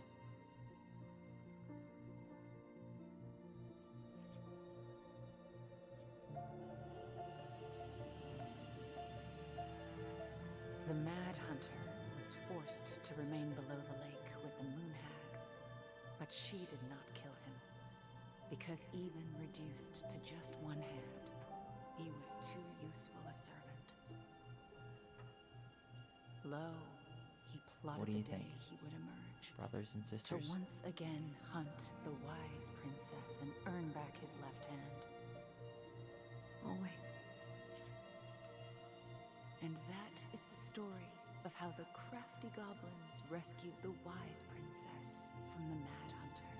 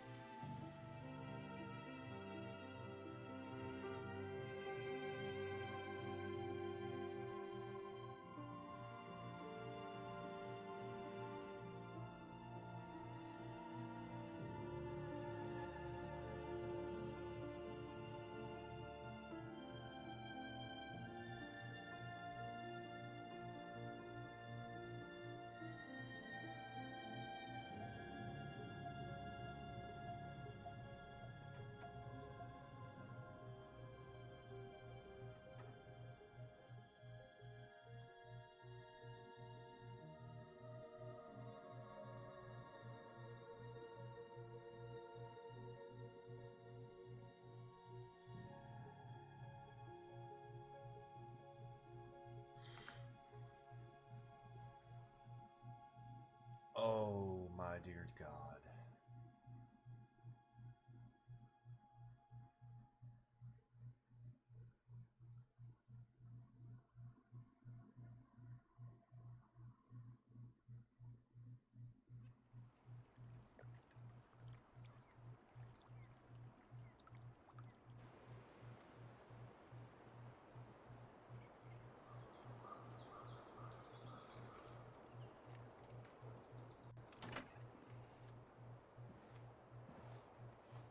Ooh, look at that hair. Cut it.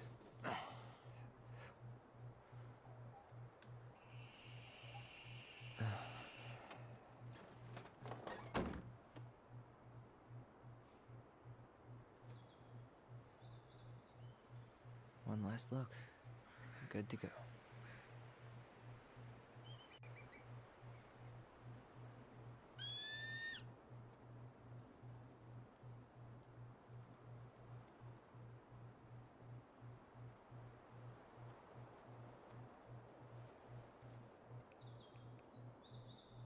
Hey, it's me. Hey, me. House is empty. I'm getting ready to head out, so last chance. Is there anything you want me to do while I'm in town? Listen, Ty, you're dropping off the keys with Tina, right? Yep, gonna leave them at her office on my way to the ferry. Well, that's it then. How's Juno? Big and full of people, even without tourists. Michael's been writing up rules for the apartment. I need your support against his whole food policy. Just refuse to sign anything until I get there, okay? Okay, but you better hurry. If he gets his way, we'll only have one small shelf for junk food. What? Heresy. I'm gonna need like twice that just for snack cakes after my surgery next month. I know, right? This cannot stand.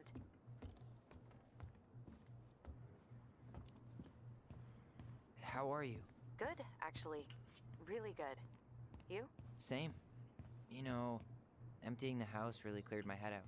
Thanks for doing that. The observatory really needed me this week, and after everything that happened, I just felt like I needed to keep some miles between me and Delos Crossing. No worries. You still loving your therapist? Gail, yes. I was actually just doing some letter writing she assigned me as homework. It really helped me get some perspective. That sounds awesome.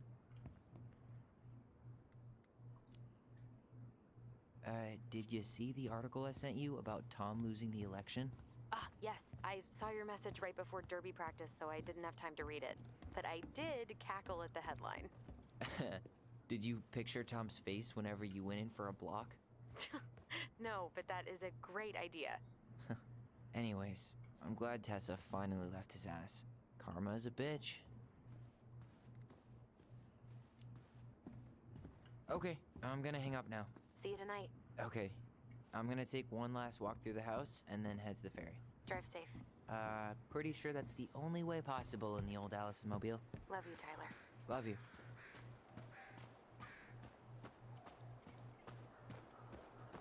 Alright, we're gonna start outside, if I can.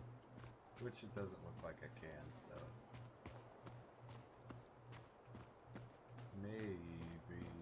Maybe I can start out here.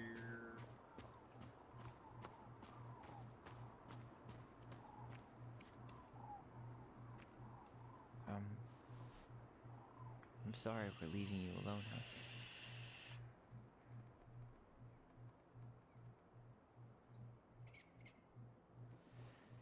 Bye, Leo.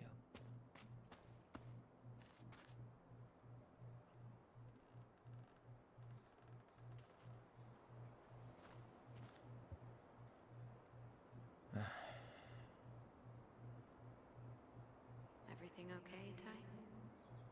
Actually, yeah. Everything really is.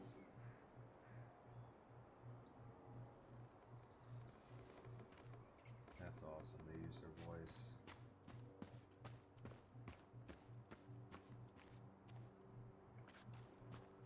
God, this is so beautiful. I would love, absolutely love to live somewhere like this.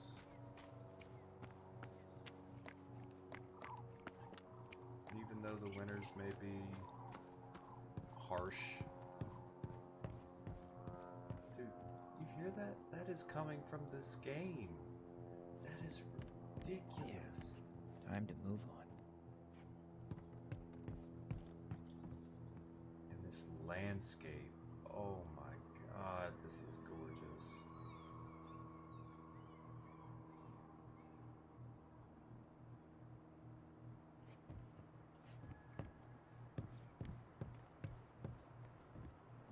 Now, I never made it in there, but I bet there was one in there too. Alright, so we're gonna start upstairs, check all those spots first, and then we'll come back down. Let me check out here. Goblins out.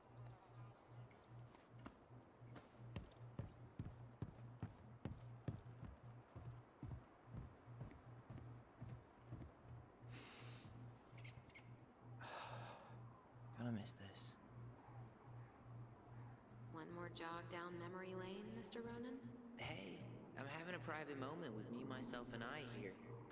Okay, carry on.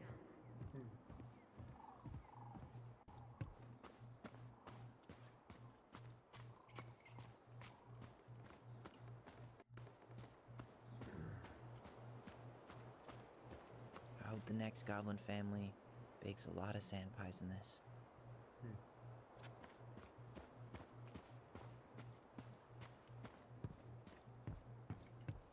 It's too bad Tessa closed her cafe. That other place just doesn't quite hit the spot.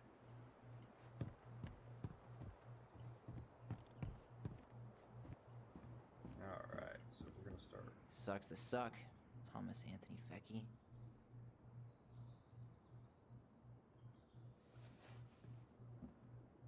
Alright, we'll start there. Let's look in here first. Nothing of importance here. Now let's go ahead and head. Well, might as well check the bathroom since I'm here. But I didn't see anything here, so we should be good. Let's go upstairs, take care of the upstairs, get all the memories out of the way up there first, and then we'll come back down.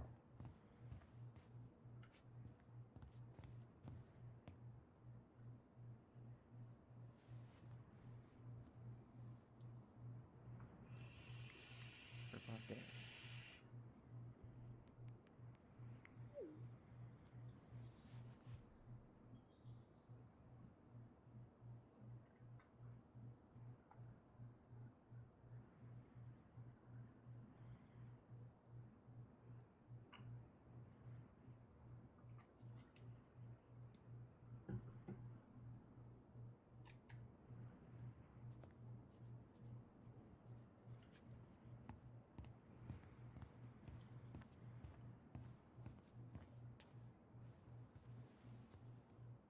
Certainly hope the new owners are Mr. or Mrs. Fix-It.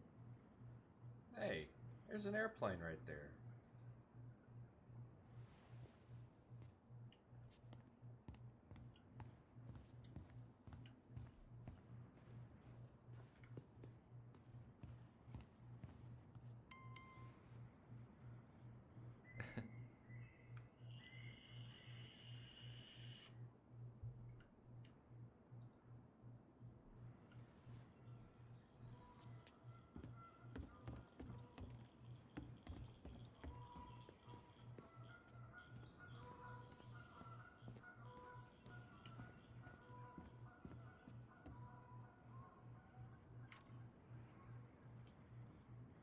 Hey goblins, word in town is you guys finally sold the house. I came by tonight to help you fix what needs to be fixed, but there was nobody home. You are gone already?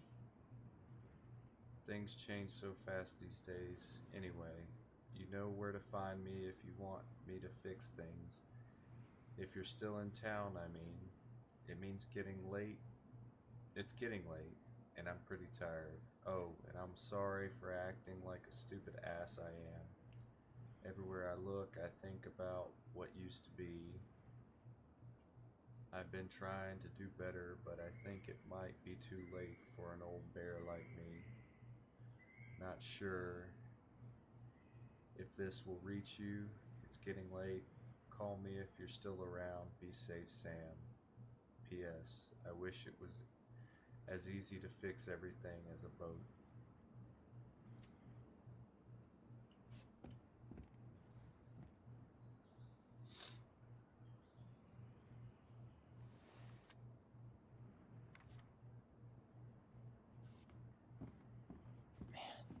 Seeing it empty is so weird, but at least it's the last time we'll ever have to. Telos Crossing most wanted. Fuzzy Bandit puts puts mail at peril once again. Oh my. That's funny.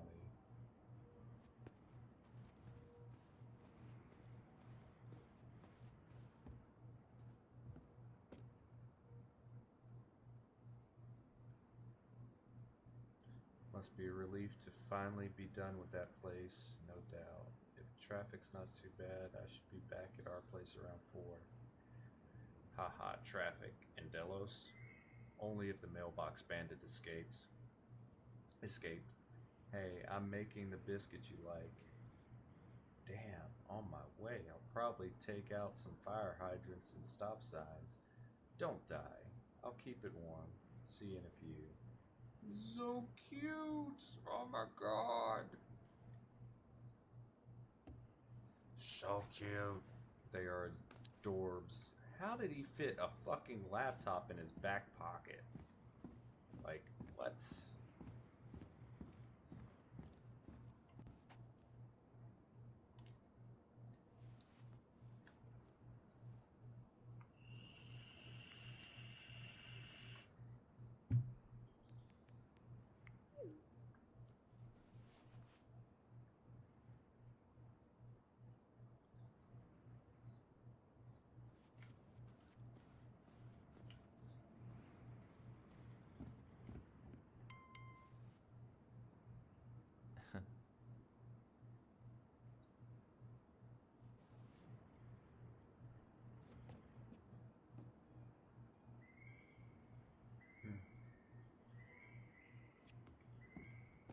Huh. Well, at least she finally dumped his ass. Dearest Tyler and Allison, I am writing this letter from Juneau International Airport while I soon board a plane to Manila on a missionary assignment. I apologize for not coming in person to say goodbye, but I was called to make this decision alone and to carry it out on my own as well.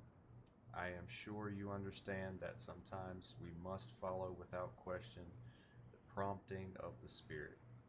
I will not be coming back to Delos Crossing for some time. Before I go, there is something I feel I must confess to you both. Perhaps because I never found strength to confront my husband, I have never been able to forgive Marianne for her betrayal.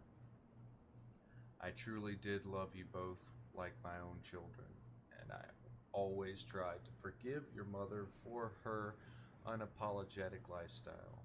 But when I discovered that you were the fruit of her affair with my Thomas, I wanted her to suffer like I was suffering, and I brought down your whole house with wrath I never dared allow to unfold in mine. I've been deeply ashamed all these years, and I am surprised how much better I feel with it out and in the open. The greatest thing about the truth is the peace it brings in your life. I hope you can find it in your hearts to forgive me. You have taught me once again how love will bring you further in life, something that Marianne had been trying to show me all along. Take care of each other always. In his steps, Tessa.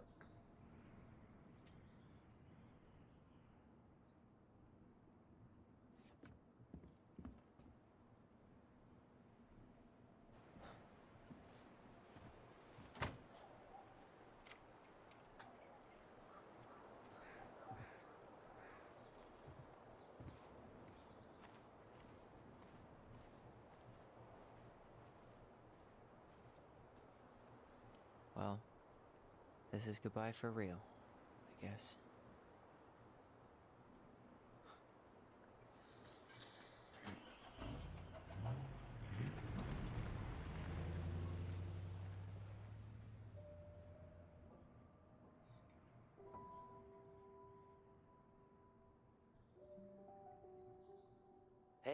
Aaron. It's Ty. Tyler Ronan.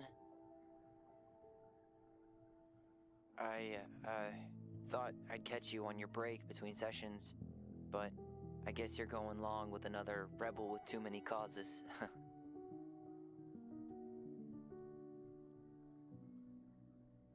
I know I haven't reached out since I left Fireweight, but I just wanted to say,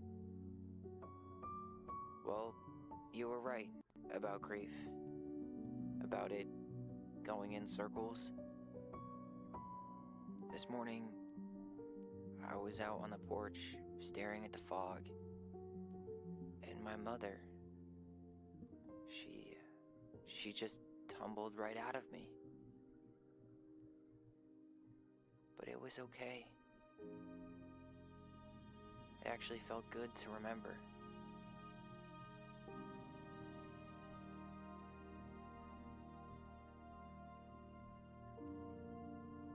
Anyway, give me a call back if you get a chance. I'll see you around. And thank you.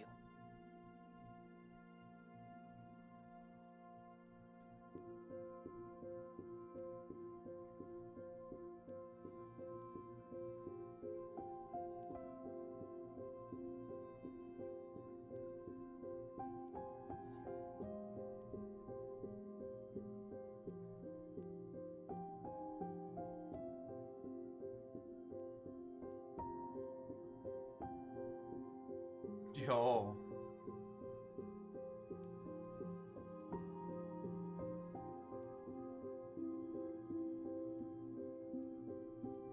Oh my God. Wow.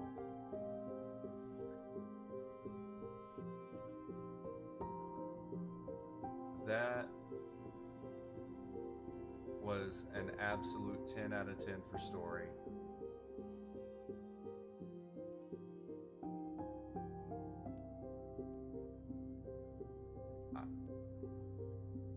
I am at an absolute loss for words on how intricate, how amazing, how heartwarming, how terrifying, how loving, but overall how amazing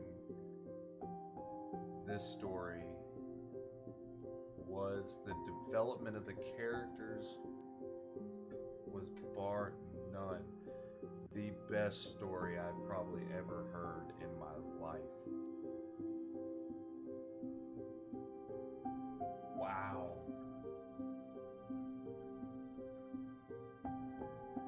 Absolute wow.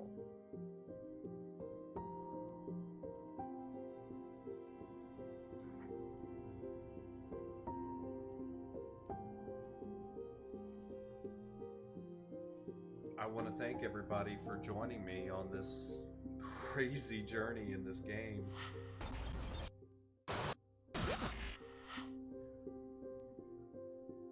Thank you for those that were here live with me during this wonderful, wonderful journey on this game. Tell me why. Thank you to everybody that hung out, got engulfed just as much as I did into this, and felt the tears, felt the heartbreak, the overwhelming desire, the rage that these characters felt, the need to know what really happened,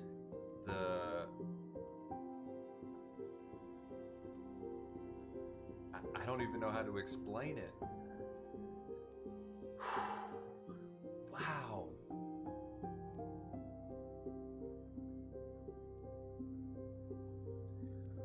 While the credits are still rolling, let's go over here to Pizza Boy stopping in late. Of course, Love Spell, April for showing thorough interest.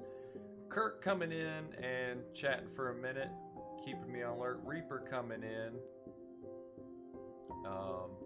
hanging out with us for a little bit here and there. Tater falling asleep on us as usual. Fizz coming in with the lurk. Let's see, who else? Death came in, kind of cheered everything up, and then of course between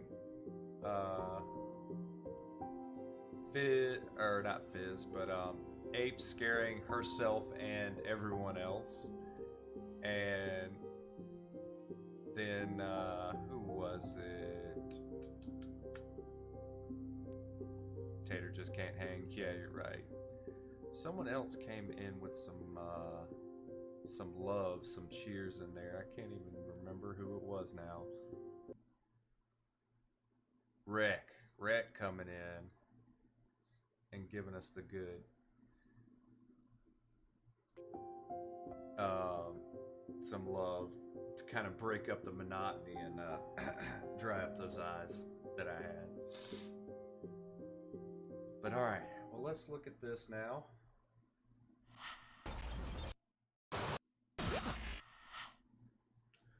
So Allison was grateful that we completed the puzzle, the chest, instead of breaking it open. That was a 92%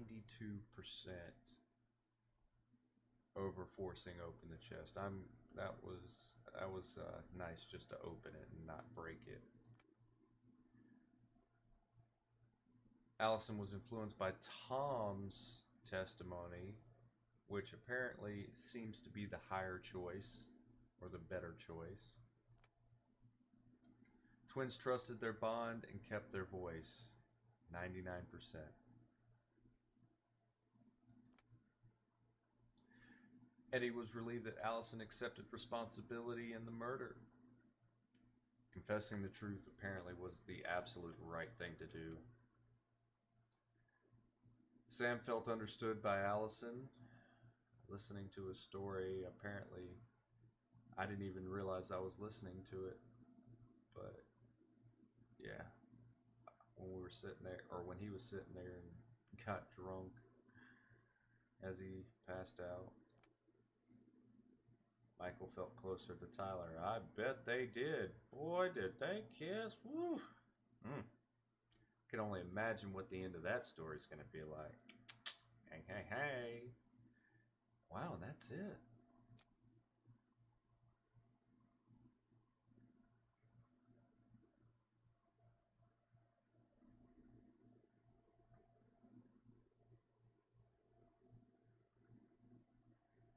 Yo.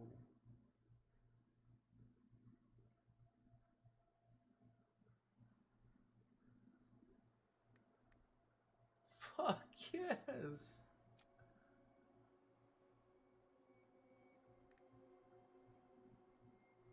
Yo. Oh my god. Wow. Wow.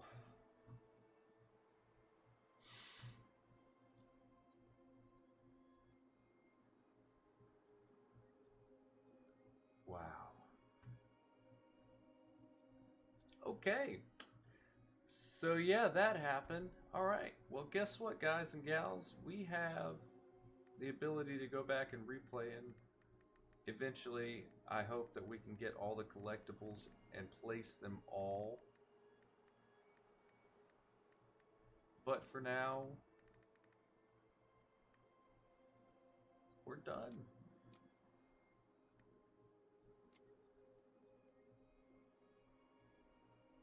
So I'm going to keep this game, and we're going to go play it back eventually, and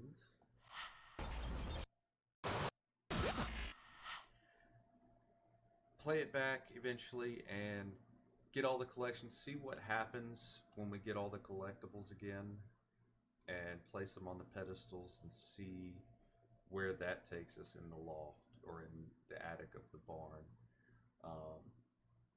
But for now, thank you for joining us. Again, I appreciate every single one of you that have stopped in, spoke, didn't speak. helped out. But yeah. So thank you again to everyone. I do appreciate you all, and I hope and pray to the gods above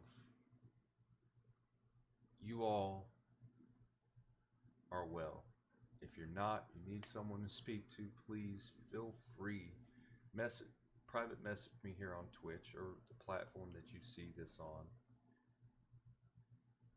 Because all I want to see is those smiles beaming. Keep those smiles beaming, peeps. Love you. Mean it.